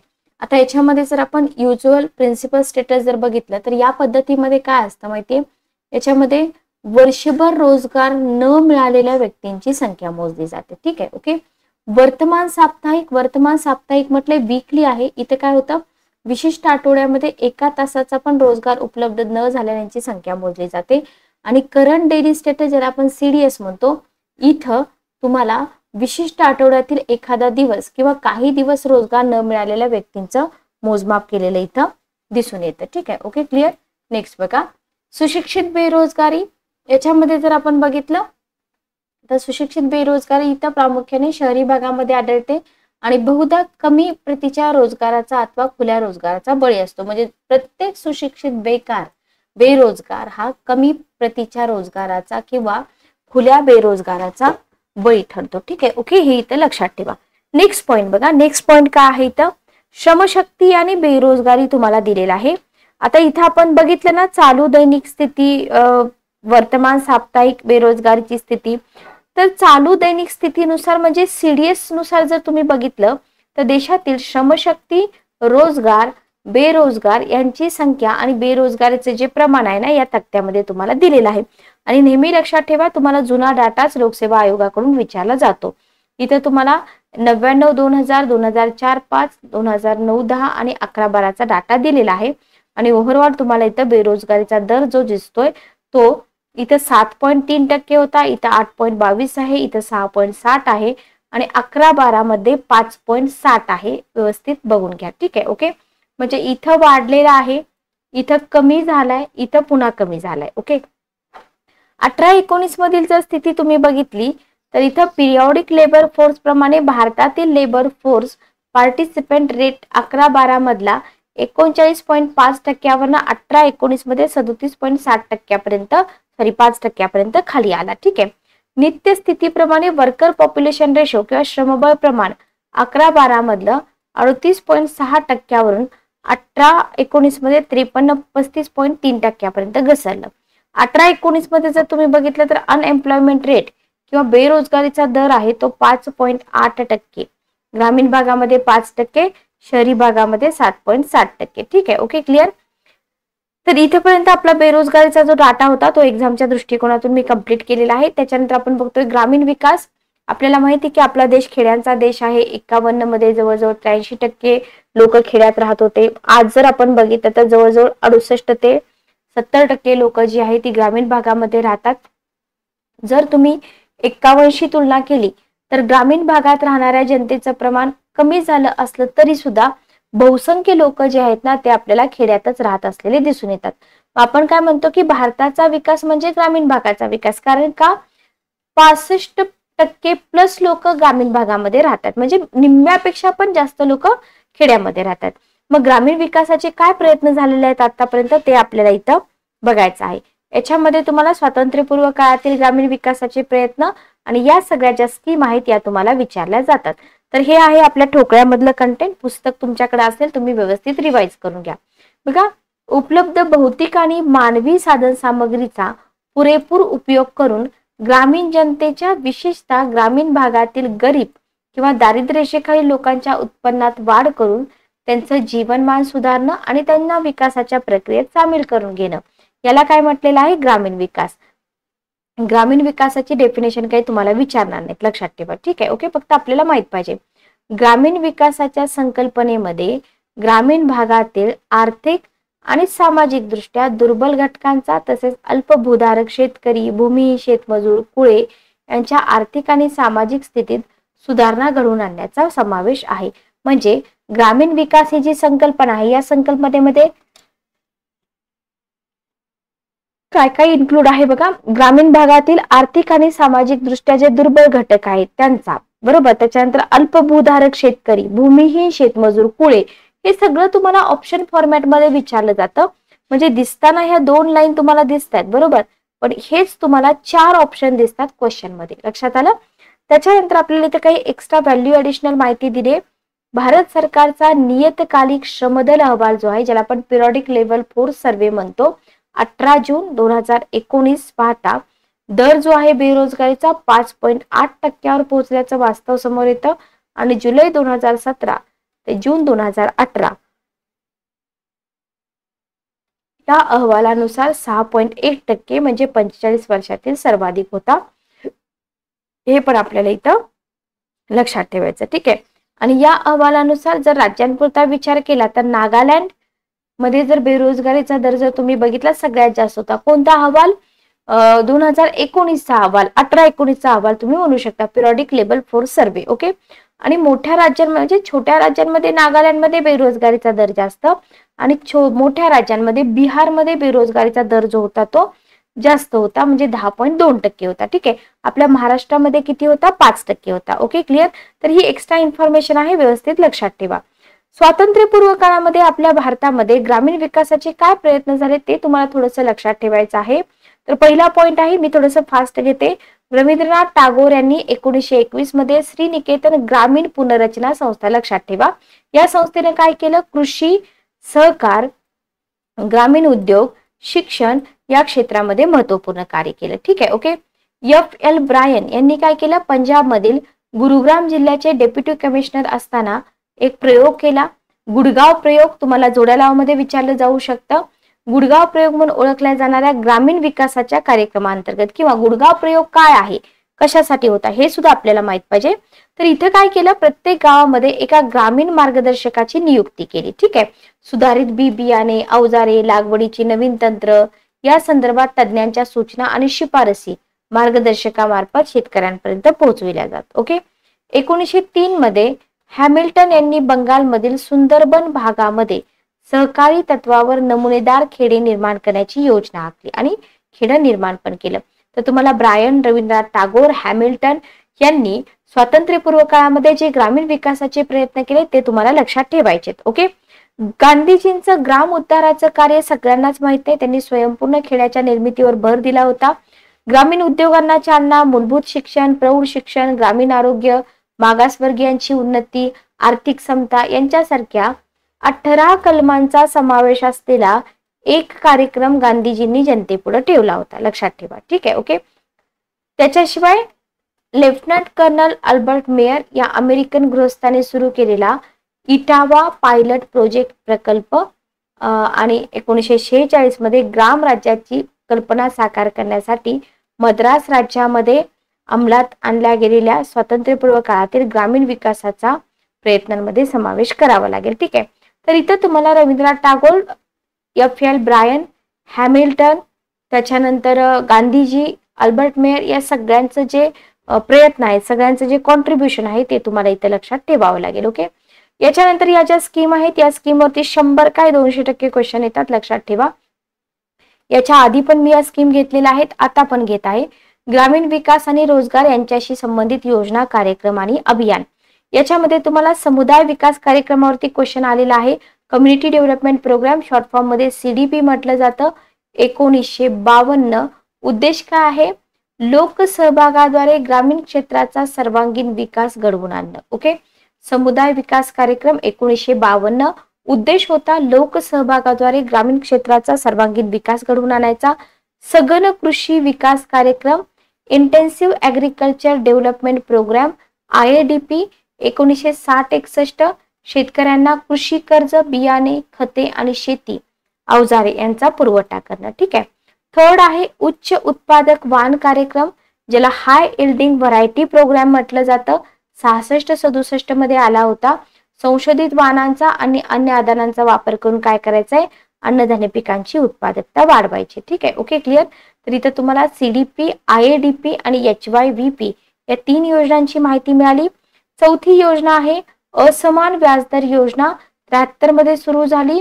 या योजनेअंतर्गत समाजामध्ये जे दुर्बलातील दुर्बल घटक आहेत त्यांना निर्धारित कर्जाऊ रकमेच्या 1% रक्कम 4% व्याजदराने देण्याची सार्वजनिक क्षेत्रातील बँकांना सक्ती करण्यात आली. ठीक आहे. ओके. वर्धित ग्रामीण पाणी पुरवठा कार्यक्रम 72-73 ग्रामीण भागामध्ये पिण्याच्या पाण्याचा पुरवठा करणे. 6वं आहे अवर्षण प्रवण क्षेत्र कार्यक्रम, drought prone area programme, DPAP 1973-74. इथं पर्यावरणाचा समतोल राखून भूजल साठा वाढवून अवर्षण प्रवण क्षेत्रांचं संरक्षण करणं. ठीक आहे. ओके. त्याच्यानंतर वाळवंट क्षेत्र विकास कार्यक्रमावरती क्वेश्चन आलेला आहे, जो 77-78चा आहे. इथे काय करायचंय, पर्यावरणाचा समतोल आणि वाळवंटीकरणाची प्रक्रिया नियंत्रित करायची. फूड फॉर वर्क कंबाईनला क्वेश्चन आला होता 77-78. मजुरांना विकास कामे करण्यासाठी अन्नधान्य पुरवणं. 9 आहे ग्रामीण युवकांना स्वयंरोजगारासाठी प्रशिक्षण. 15 ऑगस्ट 1979 ट्रायसेम म्हटलं जातं याला. इथं काय होतं बघा, ग्रामीण भागातील जे तरुण होते स्वयंरोजगार म्हटले, तांत्रिक शिक्षण द्यायचं होतं. ठीक आहे, ओके क्लिअर. त्याच्यानंतर 10वी योजना बघा, IRDP integrated rural development programme, एकत्रित ग्रामीण विकास कार्यक्रम. 2 ऑक्टोबर 1980 स्वयंरोजगारासाठी भत्ता प्रदान करून ग्रामीण भागातील जे गरीब आहेत त्यांचा विकास घडवायचा. ठीक आहे. राष्ट्रीय ग्रामीण रोजगार कार्यक्रम, इथं तुम्हाला NREP national rural employment programme 1980 ग्रामीण भागातील गरिबांकरता किफायतशीर रोजगाराच्या संधी निर्माण करायच्यात. 12 नंबरचा आहे तुमच्या ग्रामीण भागातील महिलांचा आणि बालकांचा विकास 1982. दारिद्र्य रेषेखालील कुटुंबातल्या महिला ज्या आहेत ना त्यांना स्वयंरोजगाराच्या संधी द्यायच्या आणि त्यांचा विकास घडवून आणायचा. ठीक आहे. 13 नंबरची योजना आहे ग्रामीण भूमिहीन रोजगार हमी कार्यक्रम. कंबाईनला क्वेश्चन विचारलाय 15 ऑगस्ट 1983 ग्रामीण भागातील भूमिहीन शेतकऱ्यांना शेतमजुरांना रोजगार मिळवून देणं. Okay clear. त्याच्यानंतर पुढची योजना आपण बघूया, शिक्षित बेरोजगार युवकांना स्वयंरोजगार, जे self employment to the educated unemployed youth जे आहे ना 83-84 स्वयंरोजगारासाठी वित्तीय व तांत्रिक सहाय्यता प्रदान करणं. सर्वसमावेशक पीक विमा योजना 1 एप्रिल 1985 कृषी पिकांना विमा संरक्षण प्रदान करणं. 16 नंबर आहे लोककृती आणि ग्रामीण तंत्रज्ञान यांच्या अभिवृद्धीसाठीची परिषद 1 सप्टेंबर 1986 लोकसहभागाद्वारे जनतेला कृतीशील बनवणं. ग्रामीण भागातील पददलित जनतेच्या फायद्यासाठी योग्य ग्रामीण तंत्रज्ञानाचा प्रचार आणि प्रसार करणं. ओके, हे कधी विचारलेलं नाहीये. जवाहर रोजगार योजना विचारलेली आहे 1989 ग्रामीण भागासाठी आहे रोजगार पुरवणं. नेहरू आणि जवाहर योजनेमध्ये काय फरक आहे, जवाहर योजना ग्रामीणसाठी आहे, नेहरू योजना शहरीसाठी आहे. ठीक आहे, ओके. शहरी सूक्ष्म उद्योग योजना 1989 ची आहे. शहरी गरिबांना सूक्ष्म उद्योग उभारणीसाठी सहाय्य करायचंय. Okay clear. नेक्स्ट बघा, नेक्स्ट आहे शहरी मजुरी योजना 1990. 1 लाखापेक्षा कमी लोकसंख्या असलेल्या शहरात राहणाऱ्या गरिबांना आवश्यक त्या मूलभूत सोयी सुविधांची पूर्तता करून मजुरी रोजगार उपलब्ध करून देणं. ठीक आहे, ओके. 21 नंबरची योजना आहे ग्रामीण कारागिरांना सुधारित अवजारांचा पुरवठा करणं 1992. तुम्हाला सिक्वेन्स लावा असा पण क्वेश्चन येऊ शकतो. आश्वासक रोजगार योजना आहे 1993 ची. खेडेगावामध्ये एका वर्षात कमीत कमी 100 दिवस रोजगार पुरवायचा आहे. डिस्ट्रिक्ट रुरल डेव्हलपमेंट एजन्सी आहे 1993 ग्राम विकासासाठी वित्तीय सहाय्यता. महिला समृद्धी योजना 2 ऑक्टोबर 1993 पोस्ट कार्यालय बचत खातं. ठीक आहे. बाल कामगार निर्मूलन योजना 94 ची आहे. धोकादायक उद्योगामधील बाल कामगारांना काय करायचंय, शिक्षणाच्या संधी उपलब्ध करायच्या. Okay clear. त्याच्यानंतर आहे गंगा कल्याण योजना 1997-98. इथं काय आहे बघा, भूपृष्ठावरील आणि भू अंतर्गत पाण्याचा शोध घ्यायचा, जलसाठा वाढवायचा आणि शेतकऱ्यांना वित्तीय सहाय्यता द्यायची. सुवर्ण जयंती शहरी रोजगार योजना 1 डिसेंबर 1997 स्वयंरोजगाराच्या किंवा श्रम मोबदल्याच्या माध्यमातून शहरी बेरोजगार अर्ध बेरोजगार यांना रोजगार पुरवणं.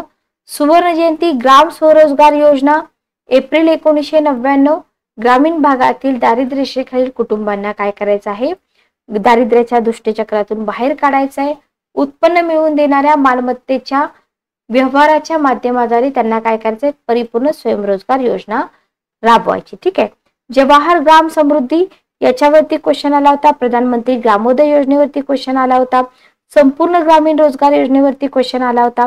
तर ते जवाहर ग्राम समृद्धी योजना 1999 ग्रामीण भागामध्ये पायाभूत सोयी सुविधांचा विकास घडवून आणणं. प्रधानमंत्री ग्राम सडक योजना 25 डिसेंबर 2000 देशातील सगळी खेडी पक्क्या रस्त्यांनी जोडायचे. संपूर्ण ग्रामीण रोजगार योजना SGRY 15 सप्टेंबर 2001 रोजगार आणि अन्न सुरक्षा इथं पुरवायची आहे. चला नेक्स्ट योजना आपण बघूया. तर या सगळ्या योजना एक्झाम मध्ये विचारल्या जातात. बघा 20 नंबरची योजना आहे शहरी मजुरी रोजगार योजना 1990 ची आहे.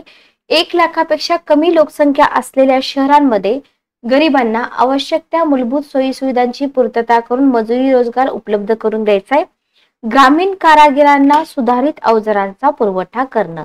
जुलै 1992 विचारलं नाही शक्यतो तर आश्वासक योजना बघितलेली आहे, पण महिला समृद्धी योजना बघितलेली आहे, बाल कामगार निर्मूलन योजना बघितलेली आहे, गंगा कल्याण पण बघितलेली आहे.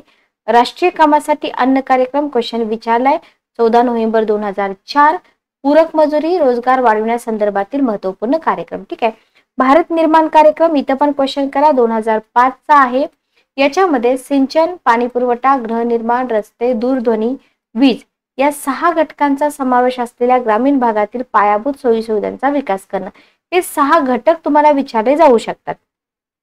याच्यावरती ऑलरेडी क्वेश्चन विचारलाय. महात्मा गांधी राष्ट्रीय ग्रामीण हमी अधिनियम योजना 2006. काय आहे इथं? ग्रामीण कुटुंबा अकुशल आणि कष्टाची कामं, 100 दिवसांचा रोजगार आणि इथं तुम्हाला प्रदान केलेला दिसून येतो. राष्ट्रीय जीवनोन्नती अभियान ग्रामीण आहे, जून 2011.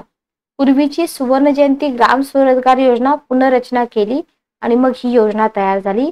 ग्राम स्तरावरती दारिद्र्य रेषेखालील लोकांचे स्वयंसहाय्यता गट निर्माण करायचे आणि त्याच्याद्वारे दारिद्र्य निर्मूलन करायचं. ओके. राष्ट्रीय शहरी जीवनोन्नती अभियान 24 सप्टेंबर 2013. सुवर्ण जयंती शहरी रोजगार योजनेची जागा या अभियानानं घेतली. शहरी भागातील बेरोजगार आणि अर्धबेरोजगारांना स्वयंसहाय्यित गटांच्या माध्यमातून रोजगार मिळवून देणं. ओके. तर हे ग्रामीण आणि शहरी दोन्ही पण व्यवस्थित लक्षात ठेवा. नेक्स्ट आहे दीनदयाळ उपाध्याय ग्राम ज्योती योजना 2014-15 विचारलेली आहे एक्झाम मध्ये. राजीव गांधी ग्रामीण विद्युतीकरण योजना या योजनेत विलीन केली. हेतू काय आहे बघा याचा? ग्रामीण क्षेत्रासाठी आहे. ग्राम म्हटले ना, ग्रामीण क्षेत्रासाठी आहे. पायाभूत संरचना निर्माण करणं, घरगुती विद्युतीकरण करणं. Very very important. जनधन योजना वित्तीय समावेशनामध्ये मी हे घेतलेलं आहे. 2023 ला पण याच्यावरती क्वेश्चन होता. याच्यासोबतच तुम्हाला इतर पण योजना विचारल्या जातात. सगळं मी शिकवलेलं आहे. आता इथं मी काही सांगत नाही तुम्हाला. ठीक आहे. पंडित दीनदयाळ योजना 16 ऑक्टोबर 2014. कामगार कायद्यात तसेच कामगार प्रक्रियेत सुधारणा घडवून आणणं आणि कामगार हित संवर्धन करणं. ओके. नेक्स्ट बघा, संसद आदर्श ग्राम योजना 11 ऑक्टोबर 2014. कधीची आहे संसद आदर्श ग्राम योजना? 11 ऑक्टोबर 2014. याच्यावरती क्वेश्चन विचारलेला आहे. प्रत्येक संसद सदस्यांवर त्यांच्या संसदीय क्षेत्रामध्ये सन 2019 पर्यंत 3 गावामध्ये पायाभूत संस्थात्मक संरचना विकसित करण्याची जबाबदारी. ओके. मृदा स्वास्थ्य कार्ड UPSC ला क्वेश्चन विचारलेला आहे. 19 फेब्रुवारी 2015. नरेंद्र मोदीजी 19 फेब्रुवारी 2015. गंगानगर ठिकाण लक्षात ठेवा, राजस्थान. मृदा स्वास्थ्य कार्ड योजनेचा शुभारंभ आणि स्लोगन काय होतं? स्वस्थ धरा खेतहारा. स्किल इंडिया मिशन क्वेश्चन विचारलेले आहेत. 15 जुलै 2015. 22 पर्यंत काय करायचं होतं? 15,000 कोटी खर्च करायचा आणि 40 कोटी लोकांना प्रशिक्षण द्यायचं. ठीक आहे. ओके. क्लिअर. चला नेक्स्ट बघा, प्रधानमंत्री कृषी सिंचन योजना 2015 चीच आहे. इथे काय करायचं होतं? सिंचनामधील गुंतवणूक शेतापर्यंत पोहोचवणं, लागवडीयोग्य क्षेत्राचा विस्तार करणं, पाण्याची नासाडी टाळणं वगैरे वगैरे. कौशल्य विकास योजना 2016 ची आहे. श्यामाप्रसाद मुखर्जी सब अर्बन अभियान ग्रामीण आणि शहर दोन्हीसाठी संक्रमित. ठीक आहे. विकास करायचा इथं. त्याच्यानंतर तुम्हाला 48वी योजना बघा, ग्राम उदय से भारत उदय अभियान 14 एप्रिल 2016. नरेंद्र मोदीजी आंबेडकर साहेबांच्या कितव्या जयंतीनिमित्त 125व्या महू येथून अभियानाची सुरुवात. Very very important. काय केलं या अभियानाद्वारे? संपूर्ण देशातील ग्रामीण भागामध्ये सामाजिक सौहार्द वाढवणं, पंचायत राज व्यवस्था बळकट करणं, ग्रामीण विकासाला चालना देणं, सामान्य शेतकऱ्यांच्या आर्थिक सामाजिक परिस्थितीमध्ये सुधारणा घडवून आणणं. ठीक आहे. अटल महापणन विकास आहे 25 डिसेंबर 2016. सहकारी पणन महासंघ, जिल्हा तालुका खरेदी विक्री संघ याचे जे अभियान आहेत, विविध कार्यकारी सेवा सहकारी सोसायटी यांच्या बळकटीसाठी महाराष्ट्र शासनातर्फे जे माजी पंतप्रधान अटल बिहारी वाजपेयी यांच्या जन्मदिनाचं औचित्य साधून 25 डिसेंबर 2016 ते मार्च 2017 अटल महापणन विकास अभियान राबवण्यात आलं. क्वेश्चन विचारला जाऊ शकतो. ओके. त्याच्यानंतर बघा, माझी कन्या भाग्यश्री 1 ऑगस्ट 2017 महिलांविषयी स्कीम विचारल्या जातात. मुलींची आता ह्याची वैशिष्ट्य लक्षात ठेवा बरं का, पाठच करून टाका. मुलींची भ्रूण हत्या रोखणे, मुलींच्या शिक्षण आरोग्याकडे लक्ष देणं, तिच्या उज्ज्वल भविष्यासाठी तरतूद करणं, तिच्या जन्माबाबत सकारात्मक विचार आणणं, बालविवाह थांबवणं, जन्मदर वाढवणं, हे सगळे उद्दिष्ट आहेत ही योजना चालू करण्यापाठीमागं. 8 मार्च 2015 माझी कन्या भाग्यश्री सुरू झाली.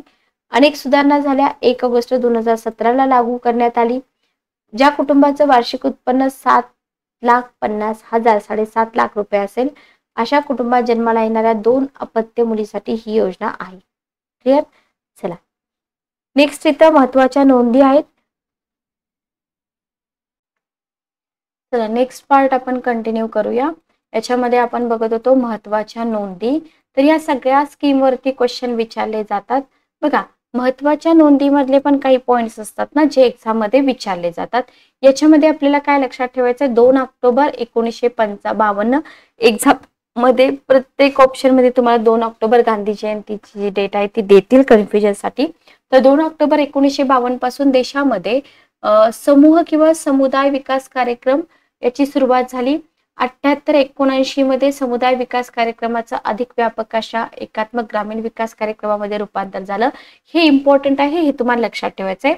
एकात्मिक ग्रामीण विकास कार्यक्रम राज्यात 1978 मध्ये प्रारंभी 127 गटामध्ये सुरू करण्यात येऊन 2 ऑक्टोबर 80 पासून त्याचं स्वरूप राज्यव्यापी झालं. ठीक आहे. एकात्मिक ग्रामीण ऊर्जा कार्यक्रम पण आहे जो 81-82 85-86 या काळामध्ये पथदर्शी तत्वावर राज्यात अंमलात आणला गेला आणि 86-87 पासून कार्यक्रमाचे जे स्वरूप आहे ते व्यापक झालं. ठीक आहे. सेतू भारतम वरती क्वेश्चन आलेला आहे. नरेंद्र मोदीजी यांनी 4 मार्च 2016 सेतू भारतम प्रकल्प सुरू केला. 19 पर्यंत राष्ट्रीय महामार्ग रेल्वे क्रॉसिंग पासून मुक्त करणं. उद्देश तुम्हाला डेट विचारली जाते, उद्देश विचारला जातो आणि इन्फॉर्मेशन की या प्रकल्पांतर्गत एकूण किती महामार्गावरती 208 महामार्गावरती काय करायचं आहे, क्रॉसिंग पूल आणि जिथे आवश्यकता असेल तिथं अंडरब्रिज उभारायचे. ठीक आहे. त्यासाठी किमान 50,000 कोटी रुपये खर्च येणं अपेक्षित आहे. Okay clear. देन तुम्हाला इथं 1966 मध्ये कुटुंब कल्याण कार्यक्रमाची अंमलबजावणी जिल्हा परिषदांकडे सोपवण्यात आलेली आहे. कुटुंब नियोजन कार्यक्रम जो आपण म्हणतो म्हणजे तत्कालीन जो आधीचा कुटुंब नियोजन होता त्याला आता कुटुंब कल्याण म्हटलंय. ठीक आहे.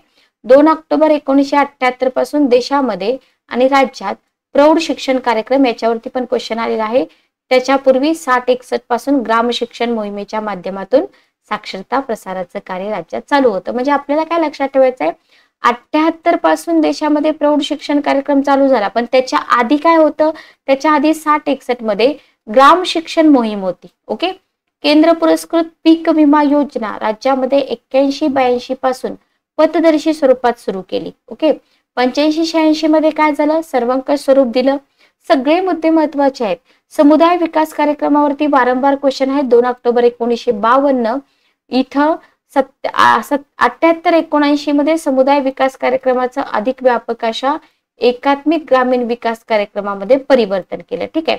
1 एप्रिल 1999 एकात्मिक ग्रामीण विकास कार्यक्रम, भारतातला महिला आणि बालकांच्या विकासाचा कार्यक्रम, ग्रामीण कारागिरांना सुधारित अवजारे, हे सगळं आपण बघितलंय. त्याच्यानंतर MWS ज्याला आपण दशलक्ष विहीर योजना म्हणतो याच्यावरती क्वेश्चन आलेला होता. गंगा कल्याण योजना, या सगळ्या योजना ज्या होत्या ना त्या सुवर्ण जयंती ग्राम स्वरोजगार योजनेमध्ये विलीन केल्या. ठीक आहे. 8वा मुद्दा बघा, जवाहर रोजगार योजना 1999-2000 मध्ये अधिक व्यापक अशा जवाहर ग्राम समृद्धी योजनेमध्ये परिवर्तन झालं. कशाचं, जवाहर रोजगार योजनेचं. ओके. त्याच्यानंतर जवाहर ग्राम समृद्धी योजना ज्याला JGSY आपण म्हणतो आणि आश्वासक रोजगार योजना, या दोन्ही योजना 1 एप्रिल 2002 रोजी संपूर्ण ग्रामीण रोजगार योजनेमध्ये विलीन केल्या. म्हणजेच संपूर्ण ग्रामीण रोजगार योजना जी 2001 पासून सुरू करण्यात आली होती. म्हणजे कुठल्या योजनेमध्ये मर्ज केल्या हे फक्त तुम्हाला इथं सांगायचं आहे. ठीक आहे. ओके. 2006-07 मध्ये जर आपण बघितलं, आता हे जिल्हे वगैरे काही तुम्ही इतकं लक्षात ठेवू नका, फक्त तुम्हाला काय लक्षात ठेवायचं आहे, संपूर्ण ग्रामीण रोजगार योजना नव्या राष्ट्रीय ग्रामीण रोजगार हमी योजनेत परावर्तित करण्यात आली आणि 2008 रोजी संपूर्ण ग्रामीण रोजगार योजना पूर्णतः कशामध्ये परिवर्तित केली, महात्मा गांधी राष्ट्रीय ग्रामीण रोजगार हमी योजना. Okay clear. 2001 पासून देशामध्ये आणि राज्यात प्रधानमंत्री ग्रामोदय योजना कार्यान्वित होती. ही योजना किमान, आता हे लक्षात ठेवा बरं का, ग्रामोदय योजना जी होती ना ती किमान गरजा कार्यक्रमाचं सुधारित रूप होती, बरोबर. पण 5-6 पासून काय झालं, योजना आयोगाने प्रधानमंत्री ग्रामोदय योजना बंद केली आणि त्याच्याऐवजी भारत निर्माण हा कार्यक्रम जाहीर केला. इथं क्वेश्चन करा, 9, 10, 11, 12 मध्ये प्रधानमंत्री ग्रामोदय योजनेचा दुसरा टप्पा देशामध्ये आणि राज्यात राबवला गेला. 2012, 13, 13, 14 मध्ये हा कार्यक्रम देशामध्ये राबवला गेला. ठीक आहे. आणि पूर्वीच्या निर्मल भारत अभियानाचंच आता स्वच्छ भारत अभियानामध्ये विलीनीकरण किंवा रूपांतरण करण्यात आलेलं आपल्याला इथं दिसून येतं. Okay, clear. त्याच्यानंतर आहे सुधारित 20 कलमी कार्यक्रम. इथे जर आपण बघितलं तर या 20 कलमी कार्यक्रमावरती नॉमिनल क्वेश्चन आलेले आहेत. 20 कलमी कार्यक्रमामधले मुद्दे अजूनपर्यंत विचारलेले नाहीत पण विचारले जाऊ शकतात. तर मूळचा 20 कलमी कार्यक्रम कोणी जाहीर केला होता? इंदिरा गांधीजींनी जाहीर केला होता 20 जून 1975 ला, बरोबर. त्यांच्याच कारकिर्दीमध्ये 82 पासून सुधारित 20 कलमी कार्यक्रम सुरू झाला. 20 ऑगस्ट 1986 राजीव गांधीजींनी हा कार्यक्रम प्रसिद्ध केला होता. तिन्ही मुद्द्यावरती क्वेश्चन विचारलेले आहेत. आता क्वेश्चन काय विचारतील आपल्याला, 20 कलमी कार्यक्रम जो आहे ना 2006 चा, तर हा कार्यक्रम तुम्हाला पुनर्रचना 86च्या कार्यक्रमाची जी पुनर्रचना केलेली आहे ना ती तुम्हाला विचारली जाऊ शकते. तर संयुक्त राष्ट्रसंघाने तयार केलेले सहस्त्र विकास उद्दिष्ट आणि सार्क संघटनेचा सामायिक विकास किमान कार्यक्रम, तर याच्यामध्ये समाविष्ट असलेल्या प्राधान्यक्रमाशी साधर्म्य राखण्याचा उद्देश म्हणजे पुनर्रचना का केली, तर इथं त्यांना काय करायचं होतं माहिती का, संयुक्त राष्ट्राने तयार केलेला जो सहस्त्र विकास कार्यक्रम होता ना तो त्यांना त्याच्यामध्ये समाविष्ट करायचा होता, बरोबर. पुनर्रचित कार्यक्रम कधीपासून अंमलात आला? 1 एप्रिल 2007 पासून. ओके, पुनर्रचना झाली 6 ला, अंमलात आला 7 ला. ग्रामीण आणि शहरी दोन्ही भागातील जनतेचं कल्याण साधणं पुनर्रचित कार्यक्रमाचं उद्दिष्ट लक्षात ठेवा. आणि इथं जर आपण बघितलं गरीब आणि वंचित जनतेच्या विकासावर विशेष भर देण्यात आलेला आपल्याला इथं दिसून येतं. Okay, clear. तर हे सगळं एक्झाम मध्ये विचारलं जातं. 1986 मध्ये 20 कलमी कार्यक्रमाप्रमाणेच 2006च्या पुनर्रचित कार्यक्रमामध्ये इथं पण क्वेश्चन करा, पुनर्रचित 20 कलमी कार्यक्रमामध्ये खालीलपैकी कोणत्या सामाजिक आर्थिक मुद्द्यांचा समावेश होता? ठीक आहे, बघा, दारिद्र्य निर्मूलन, रोजगार निर्मिती, शिक्षण, गृहनिर्माण, आरोग्य, कृषी, जमीन सुधारणा, पाटबंधारे, पिण्याचे पाणी, दुर्बल घटकांना संरक्षण, पर्यावरण संरक्षण या सामाजिक आर्थिक मुद्द्यांचा समावेश होता. ओके, उद्दिष्ट काय होतं बघा, दारिद्र्य रेषेखालील जीवन जगणाऱ्या जनतेची गरिबी दूर करायची होती. सामाजिक न्यायापासून वंचित असलेल्या जनतेला सामाजिक न्याय मिळवून द्यायचा होता. हा होता या 20 कलमी कार्यक्रमाचं उद्दिष्ट. हे मुद्दे पण लक्षात ठेवा. याच्यानंतर तुम्हाला विविध कल्याणकारी योजना दिलेल्या आहेत, योजना असतील, कार्यक्रम असतील, अभियान असतील. ठीक आहे. आता इथं जर आपण बघितलं तर याच्यामध्ये तुम्हाला खासदार स्थानिक क्षेत्र विकास योजना 1993 ची आहे, विचारली एक्झाम मध्ये. खासदारांनी त्याच्या मतदारसंघात करावयासाठी सूचित केलेली कामं जिल्हा अधिकाऱ्यामार्फत करून घेण्यास प्रत्येक खासदाराला 5 कोटीचा निधी. राष्ट्रीय सामाजिक सहाय्यता कार्यक्रम, सध्या वरील कार्यक्रमाअंतर्गत खालील 5 योजना राबवल्या जातात. आता ह्या 5 योजना लक्षात ठेवा. सामाजिक सहाय्यता कार्यक्रम जो आहे ना याच्यामध्ये 5 योजना येतात. हा कार्यक्रम चालू झाला होता 15 ऑगस्ट 1995 ला. उद्देश काय होता? ग्रामीण भागातील दारिद्र्य रेषेखालील लोकांना वित्तीय सहाय्यता प्रदान करणं. ठीक आहे. याच्यामध्ये 5 योजना कोणत्या? इंदिरा गांधी राष्ट्रीय वृद्धत्व निवृत्ती वेतन योजना, दुसरी योजना बघा राष्ट्रीय कुटुंब लाभ योजना, तिसरी इंदिरा गांधी राष्ट्रीय विधवा निवृत्ती वेतन योजना, चौथी योजना काय आहे? चौथी योजना याच्यामध्ये आहे इंदिरा गांधी राष्ट्रीय अपंगत्व निवृत्ती वेतन योजना आणि अन्नपूर्णा योजना, ज्या योजनेवरती तुम्हाला राज्यसेवा 2023 ला आयोगाने क्वेश्चन विचारला होता अन्नपूर्णा योजनेवरती 2000-2001. ठीक आहे. ओके, आता तुम्ही लक्षात घ्या की हे सगळं का करावं लागतं आपल्याला. लक्षात आलं? नेक्स्ट बघा, तर इंदिरा गांधी, आता तुम्हाला जसं अन्नपूर्णा योजना विचारली तसं या योजनेवरती पण क्वेश्चन विचारला जाऊ शकतो. तर इंदिरा गांधी राष्ट्रीय वृद्धत्व निवृत्ती वेतन योजना 15 ऑगस्ट 1995. उद्देश लक्षात ठेवा, जसं की तुम्हाला 23 ला उद्देशच विचारला होता. दारिद्र्य रेषेखालील 65 वर्ष वयावरील व्यक्तीला दर महिन्याला 200 इतकं निवृत्ती वेतन दिलं जातं.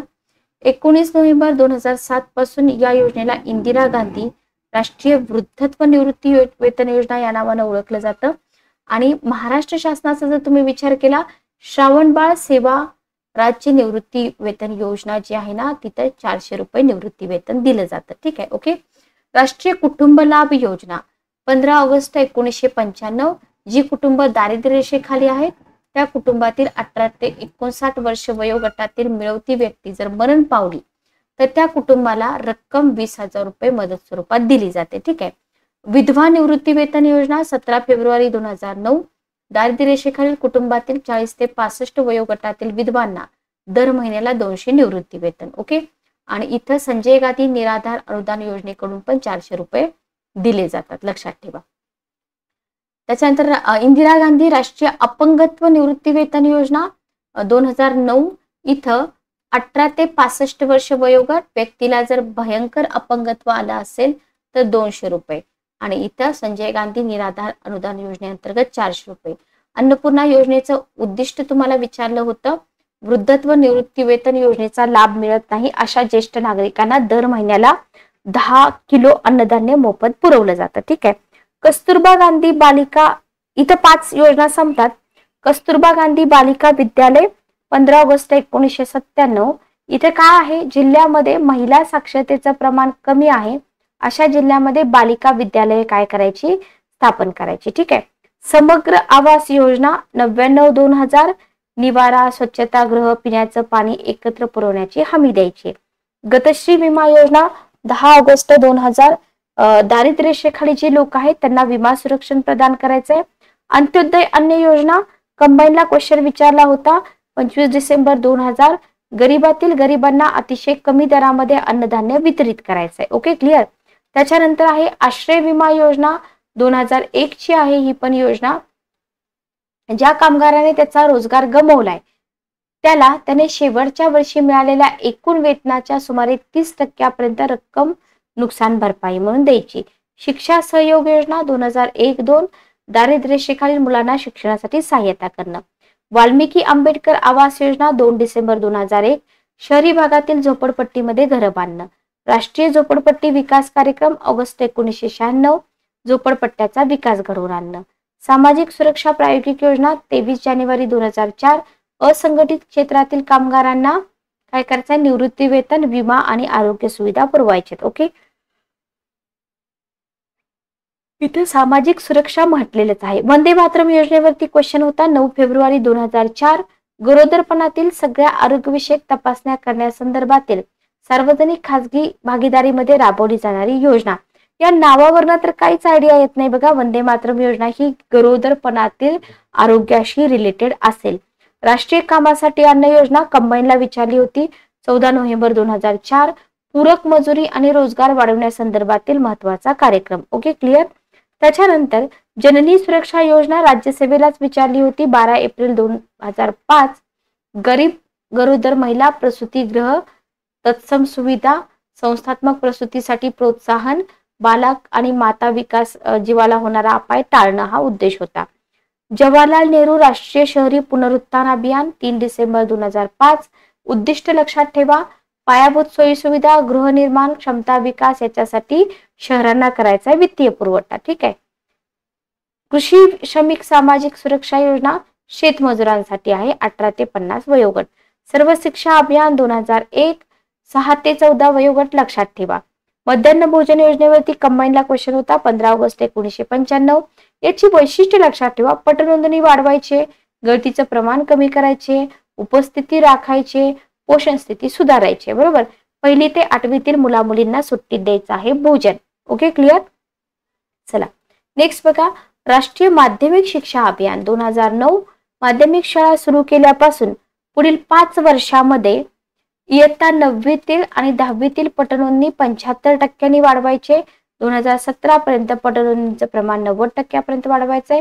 2020 पर्यंत माध्यमिक शिक्षणाचं सार्वत्रिकीकरण साधायचंय. ओके. महिला समाख्या योजना 1989, ग्रामीण भागातील विशेषतः सामाजिक आणि आर्थिकदृष्ट्या सीमांत गटातील महिलांना शिक्षण देणं, त्यांचं सक्षमीकरण करणं या राष्ट्रीय शिक्षण धोरणामध्ये नमूद असलेल्या उद्दिष्टाची पूर्तता करणे. महिला समाख्या योजना क्वेश्चन येऊ शकतो बघा याच्यावरती. साक्षर भारत अभियान 88च्या राष्ट्रीय साक्षरता अभियानाचंच नवं रूप आहे, 2009 ला आलेलं. 15 वर्ष आणि अधिक वयोगटातील सगळ्या प्रौढ निरक्षर नागरिकांना साक्षर करायचं, बरोबर. आणि महत्वाचा भर आहे महिलांना साक्षर करण्यावरती. लक्षात आलं. चला, तर इथं आपल्या या योजना संपतात. याच योजनांपैकी लोकसेवा आयोग तुम्हाला कुठलीही एक योजना विचारू शकतं आणि करंट अफेअर्स मध्ये ज्या रिसेंटच्या योजना आलेल्या आहेत त्याच्यावरती आपला एखादा क्वेश्चन इथं राहू शकतो. तर आपण कंप्लीट करत होतो गव्हर्नमेंटच्या स्कीम. जवळजवळ 150+ स्कीम आपण या पाठीमागच्या सेशनमध्ये कंप्लीट केलेल्या आहेत आणि ज्या काही बाकीच्या एक्स्ट्रा राहिलेल्या आहेत त्या आपण इथं कंप्लीट करत आहोत.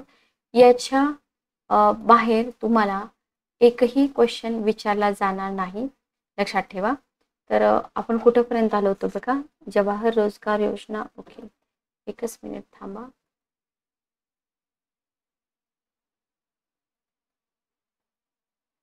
महत्वाच्या नोंदी आपण कंप्लीट केलेल्या आहेत. चला, तर त्याच्यानंतर आहे 22वी योजना आपली स्वाभिमान योजना. एप्रिल 2011 मध्ये सुरुवात झालेली आहे या योजनेची, स्वाभिमान योजना. उद्देश किंवा वैशिष्ट्य काय होती बघा, मार्च 2012 पर्यंत काय करायचं होतं, 73 खेड्यांमध्ये 5 कोटी बँक खाते उघडायची होती. ठीक आहे, स्वाभिमान योजना. वित्तीय समावेशनाचा एक घटक, जसं आपण जनधन योजना लक्षात ठेवतो ना, सेम तसं वित्तीय समावेशनाचा एक घटक म्हणून ही योजना महत्वाची आहे. संपूर्ण स्वच्छता मोहीम 1999, ग्रामीण भागातील नागरिकांचं सामान्य जीवनमान सुधारणं आणि स्वच्छता व्यवस्था सुधारणं. ठीक आहे. 24वी योजना आहे आम आदमी विमा योजना, 2 ऑक्टोबर 2007. याच्यामध्ये ग्रामीण भागातील भूमिहीन कुटुंबातील 18 ते 59 वर्ष वयोगटातील रोजगार करणाऱ्या कुटुंब प्रमुखाला आणि कुटुंबातील जो मिळवता व्यक्ती आहे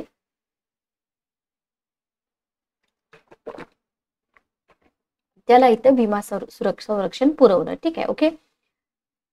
त्याच्यानंतर आहे राष्ट्रीय स्वास्थ्य विमा योजना RSBY, 1 ऑक्टोबर 2007. अंमलबजावणी आहे 1 एप्रिल 2008 ची. इथं बघा, ही रोख रक्कम विरहित आणि स्मार्ट कार्ड आधारित आरोग्य विमा योजना आहे.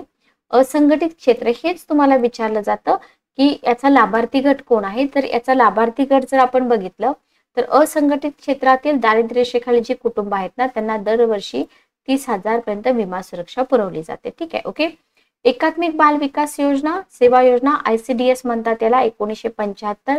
जी 6 वर्षाखालची बालकं आहेत ना, 6 वर्षाखालील बालकांची, गर्भवती स्त्रियांची, स्तनदा मातांची आरोग्य आणि पोषण स्थिती सुधारणं, बालकांच्या योग्य मानसिक, शारीरिक आणि सामाजिक विकासाचा पाया घालणं, मृत्यूदर, आजारपण, कुपोषण आणि शाळेतील गळतीचं प्रमाण कमी करणं, ही होती या एकात्मिक बाल विकास सेवा योजनेची उद्दिष्ट, ज्याच्यावरती आयोग तुम्हाला क्वेश्चन डेफिनेटली विचारू शकतो. त्याच्यानंतर आहे कामकरी मातांच्या बालकांसाठी राजीव गांधी पाळणा योजना. तर इथं जर आपण बघितलं तर ज्या कुटुंबाचं उत्पन्न 12,000 पेक्षा कमी आहे अशा कुटुंबातल्या 0 ते 4 वर्ष वयोगटातील जे बालक आहेत त्यांना दिवसभर सांभाळण्यासाठी पाळणाघराची सुविधा पुरवणं, शाळापूर्व शिक्षण, पूरक पोषण, अत्यावश्यक आरोग्य सेवा पाळणाघरातच उपलब्ध करून देणं, ही आहेत महत्वाची उद्दिष्ट. एकात्मिक बाल संरक्षण योजना, ज्याला आपण ICPS म्हणतो, इंटिग्रेटेड चाइल्ड प्रोटेक्शन स्कीम. बघा, चाइल्ड प्रोटेक्शन स्कीम तुम्हाला विचारलेली नाहीये, कधी पण विचारली जाऊ शकते, 9-10 ची आहे. याच्यामध्ये प्रोटेक्शनचा विषय आला म्हणजे ज्या मुलांचं जीवनमान कठीण परिस्थितीमध्ये सापडलंय त्यांच्या जीवनमान सुधारण्यास हातभार लावायचा आहे. याच्यासोबतच वाईट वागणूक, दुर्लक्ष, शोषण, आई वडिलांनी मुलांचा त्याग करणं, विभक्त होणं, यांची सारखी जी परिस्थिती आहे ना, या परिस्थितीला मुलं बळी पडण्याची शक्यता जी आहे ती कमी करणं, ही आहे एकात्मिक बाल संरक्षण योजनेची प्रमुख उद्दिष्ट. ठीक आहे, ओके, क्लिअर. नेक्स्ट बघा, राजीव गांधी किशोरवयीन मुलींचं सक्षमीकरण, सबला योजना म्हटलं जातं याला, आणि सबला योजना असंच तुम्हाला एक्झाम मध्ये क्वेश्चन पण विचारला जातो. 2010 ची सुरुवात आहे. सगळ्या 11 ते 18 वर्ष वयोगटातील शाळांमध्ये जाणाऱ्या किंवा शाळाबाह्य ज्या किशोरवयीन मुली आहेत ना, या मुलींना योजनेच्या केंद्रस्थानी ठेवण्यात आलेला आहे आणि या योजनेमध्ये किशोरवयीन मुलींचा सर्वांगीण विकास साधण्यासाठी आवश्यक त्या सगळ्या सोयी सुविधा पुरवण्याची तरतूद करण्यात आली. ठीक आहे. 30 नंबरची आहे इंदिरा गांधी मातृत्व सहयोग योजना, 10-11. 52 जिल्ह्यामध्ये प्रायोगिक तत्वावरती सशर्त रोकड हस्तांतरण योजना, 19 वर्ष आणि अधिक वयोगटातील गर्भवती महिलांना पहिल्या 2 जीवित अपत्य जन्माच्या वेळी 3 हप्त्यांमध्ये रक्कम. ठीक आहे. स्वाधार योजनेवरती क्वेश्चन आहे 2001-2. गरीब, विधवा, काशी, वृंदावन यांसारख्या धार्मिक ठिकाणी सोडलेल्या, तुरुंगातून मुक्त झालेल्या, शोषित, कुंटणखान्यातून पळालेल्या किंवा सोडविलेल्या स्त्रिया, नैसर्गिक आपत्तीतून बचावलेल्या, दहशतवादी हल्ल्यातून बचावलेल्या, मानसिकदृष्ट्या विकलांग असतील, HIV पीडित असतील किंवा कोणाच्याही आधाराविना जीवन जगणाऱ्या ज्या महिला आहेत ना, तर त्यांच्यासाठी ही आहे स्वाधार योजना. अगतिक महिलांना संपूर्ण एकात्मिक सेवा पुरवणं. ठीक आहे. ओके. उज्ज्वला योजना, उजाला योजना कायम क्वेश्चन आहेत. उज्ज्वला योजना 14 डिसेंबर 2004. प्रतिबंध, सुटका, बचाव, पुनर्वसन, एकात्मीकरण आणि बळी ठरलेल्या व्यक्तीची स्वतःच्या घरी पाठवणे अशा 5 घटकांचा समावेश असलेली ही योजना आहे उज्ज्वला योजना. लक्षात ठेवा. ठीक आहे. ओके. तस्करीला आळा घालणारी योजना म्हणजे उज्ज्वला योजना. आदिवासी महिला सशक्तीकरण योजना 2002-3. अनुसूचित जमातीतील महिलांच्या आर्थिक विकासाला वाहिलेली योजना. इथं तुम्हाला आदिवासी दिसतच आहे.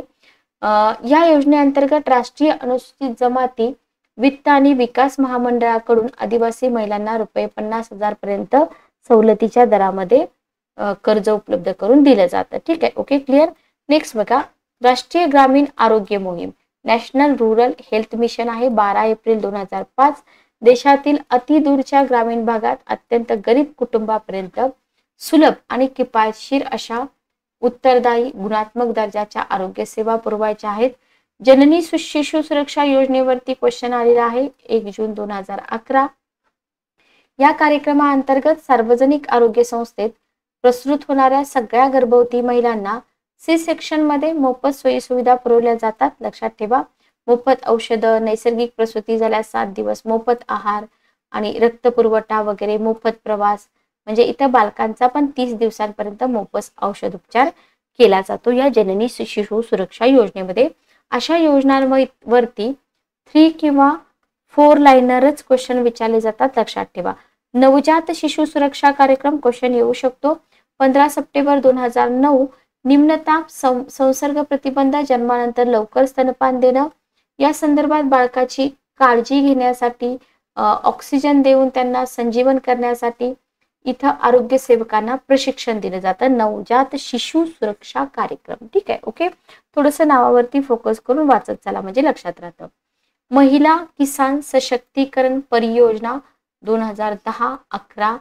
किसान म्हटलंय कृषी क्षेत्रामध्ये महिलांचा सहभाग आणि उत्पादकता वाढवण्यासाठी योजनाबद्ध गुंतवणूक करून शेतकरी महिलांचं सक्षमीकरण करणं. आदिवासी शिक्षा तृण योजना 3 नोव्हेंबर 2011. इथं राष्ट्रीय अनुसूचित जमाती वित्त विकास महामंडळ ही संस्था भारतामध्ये PhD सह उच्च व्यावसायिक आणि तांत्रिक शिक्षण घेऊ इच्छिणाऱ्या अनुसूचित जमातीतील पात्र विद्यार्थ्यांना 6% व्याजदरात शैक्षणिक कर्ज पुरवते. ठीक आहे. जवाहरलाल नेहरू राष्ट्रीय सौर ऊर्जा अभियान तर हे आहे 2010चं. हे जे अभियान आहे 3 टप्प्यामध्ये राबवलं जातं. लक्षात ठेवा. पहिला टप्पा जानेवारी 2010 ते 13, दुसरा 13 ते 17 आणि तिसरा 17 ते 22. ठीक आहे. ओके. राजीव गांधी ग्रामीण विद्युतीकरण याच्यावरती क्वेश्चन आलेला आहे. एप्रिल 5ची योजना आहे. ग्रामीण विद्युत पायाभूत संरचना निर्माण करणं आणि घरगुती विद्युतीकरण करणं. ठीक आहे. राष्ट्रीय कृषी विकास योजना 7-8ची आहे. राज्यातल्या कृषी हवामानाची स्थिती, नैसर्गिक साधन संपत्तीचे मुद्दे, तंत्रज्ञान यांच्यासह पशुधन, कुक्कुटपालन, मत्स्य व्यवसाय यांचा मेळ घालून सर्वसमावेशक कृषी योजना बनविण्यासाठी राज्यांना अधिक केंद्रीय सहायता देण्यासंबंधीची ही योजना आहे. त्यानंतर आहे राष्ट्रीय अन्न सुरक्षा अभियान 7-8. 12व्या पंचवार्षिक योजने अखेरपर्यंत ही योजना लागू असलेली जी 29 राज्य होती, 619 जिल्हे होते. हे तुम्हाला नाहीत विचारणार, पण तुम्हाला हे तांदूळ गहू याच्याबद्दल क्वेश्चन विचारलेला आहे. तांदूळ गहू डाळी यांचं उत्पादन, तांदूळ 10 दशलक्ष टन, गहू 8 दशलक्ष टन, डाळी 4 दशलक्ष टन, भरड धान्य 3 दशलक्ष टन. ठीक आहे. Very important. राष्ट्रीय बांबू अभियान 6-7. देशातल्या 27 राज्यामध्ये बांबूचं उत्पादन, बांबूची गुणवत्ता वाढविणं निर्धारित करणं. ठीक आहे. ओके. उद्यान कृषीच्या एकात्मिक विकासासाठीचे अभियान MIDH 14-15, इथं सगळ्या योजना विलीन केलेल्या आहेत. फलोत्पादन क्षेत्राचा विकास, टिश्यू कल्चर युनिट असेल, तर हे सगळं इथं आपल्याला लक्षात ठेवायचं आहे. राष्ट्रीय बाल स्वास्थ्य कार्यक्रम 6 फेब्रुवारी 2013, 0 ते 18 वर्ष वयोगटातील मुलांना परिपूर्ण आरोग्य सेवा पुरवणं. राष्ट्रीय उच्चतर शिक्षा अभियान नोव्हेंबर 2013, राज्यस्तरावरती उच्च शिक्षणाच्या नियोजित विकासाद्वारे उज्ज्वल शिक्षणातील प्रवेशाची संधी, उच्चतर म्हटलेलं आहे बरोबर. 12व्या 13व्या पंचवार्षिक योजना दरम्यानच लागू राहणार होती ही योजना, लक्षात ठेवा. Okay, clear. त्याच्यानंतर आहे उन्नत भारत 14-15, इम्पॉर्टंट आहे. टेक्नॉलॉजीचा उपयोग ग्रामीण क्षेत्राच्या विकासाकरता, ठीक आहे. याच्यासाठी उच्च शिक्षण आणि समाजांना परस्परांशी जोडणे, उद्देश लक्षात ठेवा. बडे भारत 14-15, आकलनासह वाचन आणि लेखन यांच्यामध्ये गोडी निर्माण करून भाषा सुधारण्यासाठी. दीनदयाळ उपाध्याय ग्रामीण कौशल्य योजना, हिमायत आणि रोशनी या 2 योजना याच्या अंतर्गत राबवल्या जातात. 14-15, ठीक आहे. रोजगार मिळवून देण्याशी जोडणी केलेली ही एक कौशल्य विकास योजना आहे आणि या योजनेअंतर्गत ग्रामीण भागातील तरुणांना कौशल्य विकासाचं प्रशिक्षण दिलं जातं. ही योजना राष्ट्रीय ग्रामीण जीवनोन्नती अभियानाचा एक भाग म्हणून देशात राबवली जाते. नई मंजिल 14-15, अर्ध्यावर शाळा सोडलेले जे विद्यार्थी आहेत त्यांच्या शिक्षणासाठी आणि कौशल्य विकासासाठी. उस्ताद योजना 14-15चीच आहे. अल्पसंख्याक समुदायातील लोकांच्या पारंपरिक कला कौशल्यांचं संवर्धन करणं आणि कारागिरांची क्षमता बांधणी करणं हे आहे याचं उद्देश. मानस योजना कधी विचारलेली नाहीये, करू पण नका. नई रोशनी करा 12-13, महिलांमध्ये नेतृत्व गुणांचा विकास करणं, जाणीव जागृती करणं, आत्मविश्वास निर्माण करणं. मिशन इंद्रधनुष्य विचारलेलं आहे UPSCला 2014.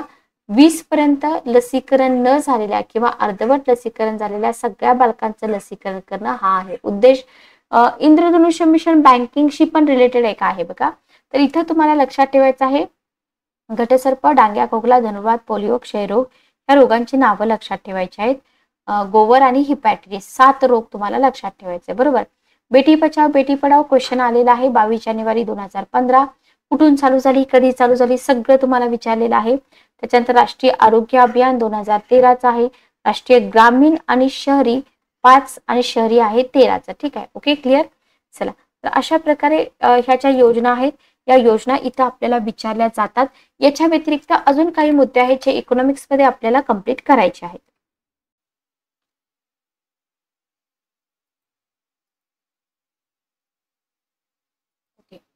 चला, तर आपण बराच पार्ट कंप्लीट केलेला आहे. काही थोड्याफार योजना आपल्या बाकी आहेत त्या आपण इथं कव्हर करूया, म्हणजे याच्या बाहेर शक्यतो तर तुमचा कोणताही क्वेश्चन जाणार नाही, ठीक आहे. ओके, चला, तर नेक्स्ट स्कीम आहे आपली हमारी धरोहर.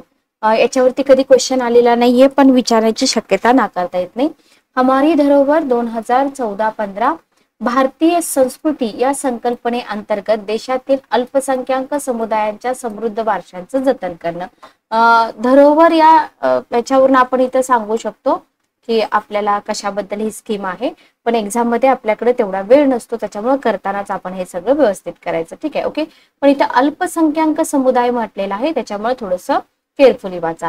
राष्ट्रीय अन्न सुरक्षा कायदा, संयुक्त परीक्षा जी आहे तुमची संयुक्त परीक्षा, तिथं पण तुम्हाला क्वेश्चन आला होता. राज्यसेवा पूर्व परीक्षेमध्ये पण तुम्हाला क्वेश्चन विचारला होता, ठीक आहे.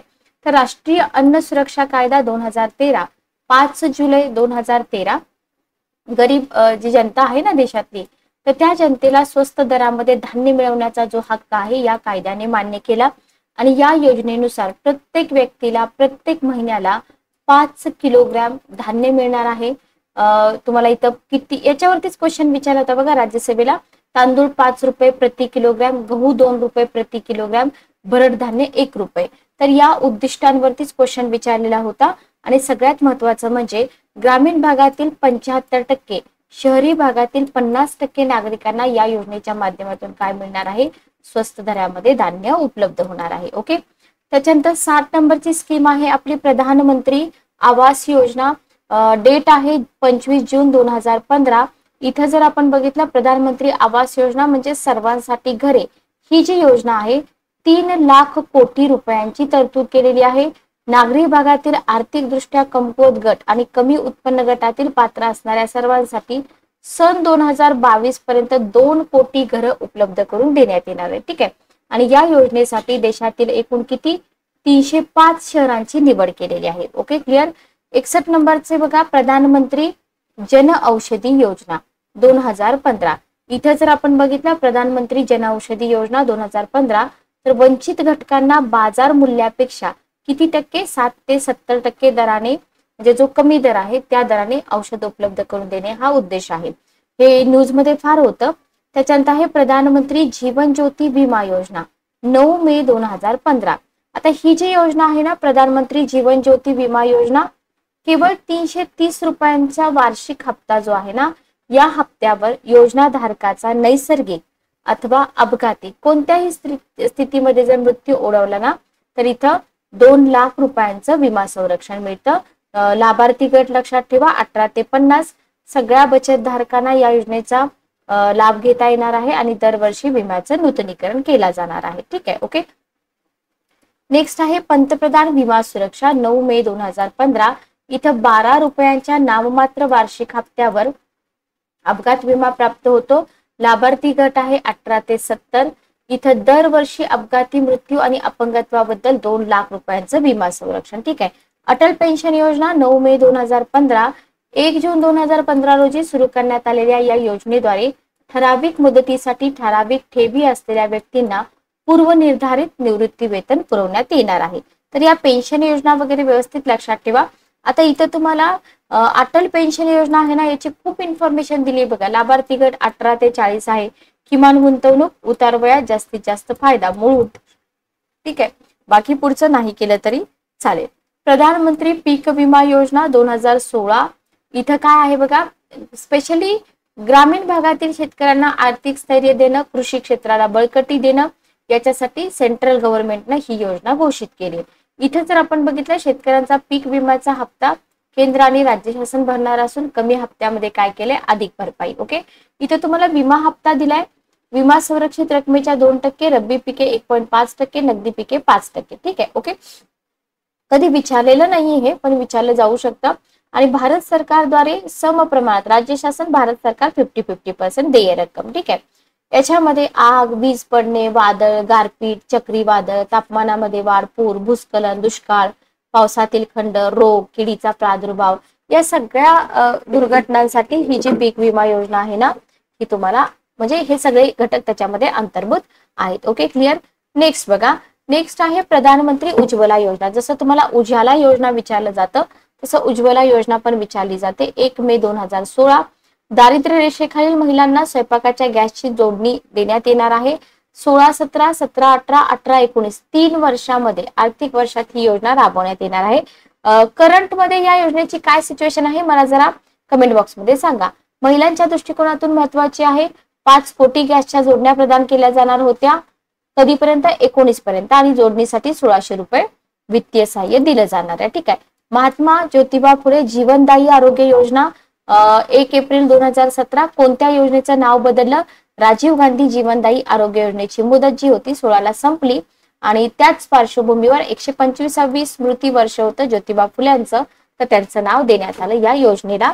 इथं राज्यातील 1 लाख रुपयापर्यंत उत्पन्न असणारे जे कुटुंब आहे ना, गंभीर आणि खर्चिक आजारावरील मोफत उपचारासाठी विमा कंपनीच्या सहाय्याने ही योजना काय केली जाते, राबवली जाते. Okay, clear. आता याच्यामध्ये बघा, ही जी योजना आहे, या योजनेमध्ये लाभार्थ्यांमध्ये राज्यातील 2,26,00,000 दारिद्र्य रेषेखालील आणि दारिद्र्य रेषेवरील जे केशरी शिधापत्रिका धारक आहेत ना, त्यांचा, तसेच शासकीय आश्रमशाळा, अनाथालय, वृद्धाश्रम, पत्रकार, शेतकरी आत्महत्याग्रस्त, तर इथं शुभ्र शिधापत्रिका धारक शेतकरी कुटुंबाचा समावेश केलाय.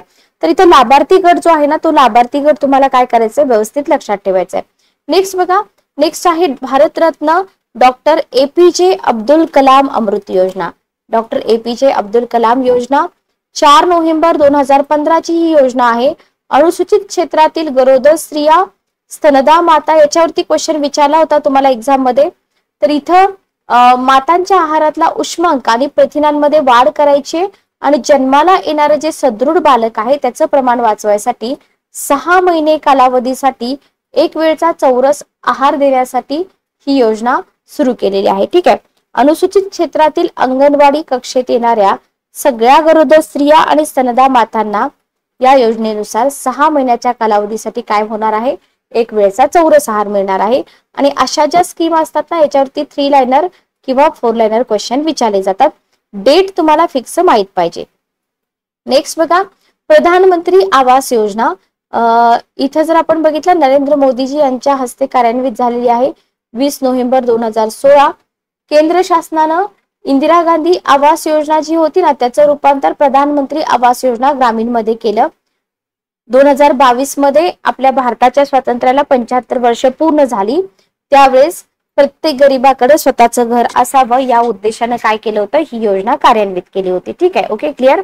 त्याच्यानंतर आहे प्रधानमंत्री मातृवंदना योजना 1 जानेवारी 2017. याच्यावरती पण क्वेश्चन विचारलेला आहे. दारिद्र्य रेषेखालील आणि दारिद्र्य रेषेवरील अनेक गर्भवती महिलांना गरोदरपणाच्या शेवटच्या टप्प्यात तसेच प्रसूतीनंतर शारीरिक क्षमता जरी नसली तरी काम करावं लागतं, बरोबर. मग अशा माता कुपोषित राहिल्या तर त्यांच्या बालकांवर पण परिणाम होतो. म्हणजे माता आणि बालक दोघांचं आरोग्य सुधारण्यासाठी इथं ही योजना चालू केलेली आहे 2017 मध्ये. डॉक्टर आंबेडकर कृषी स्वावलंबन योजना कधी विचारलेली नाहीये 2017. तर इथं महाराष्ट्राशी रिलेटेड आहे स्पेसिफिक. तर इथं अनुसूचित जाती आणि नवबौद्ध शेतकऱ्यांसाठी ही योजना 17 मध्ये चालू केलेली आहे. वज्र योजना व्हिजिटिंग ऍडव्हान्स्ड जॉईंट रिसर्च, या नावावरनं जाऊ नका, लॉंग फॉर्म लक्षात ठेवा. 8 जानेवारी 17 14वा प्रवासी भारतीय दिन होता, तेव्हा PM मोदीजींनी ही योजना घोषित केली. विज्ञान तंत्रज्ञान विभागाद्वारे संचालित होणार आहे. देशामध्ये बौद्धिक निस्सारण थांबवणं हा आहे उद्देश, लक्षात ठेवा. या योजनेअंतर्गत भारतातील परदेशातील भारतीय वैज्ञानिकांना भारतातील संशोधन आणि विकास क्षेत्रामध्ये योगदान देण्याची संधी उपलब्ध करून देण्यात येणार आहे. ठीक आहे, ओके, क्लिअर. यातल्या खूप साऱ्या योजना डेफिनेटली तुम्हाला विचारल्या जाऊ शकतात.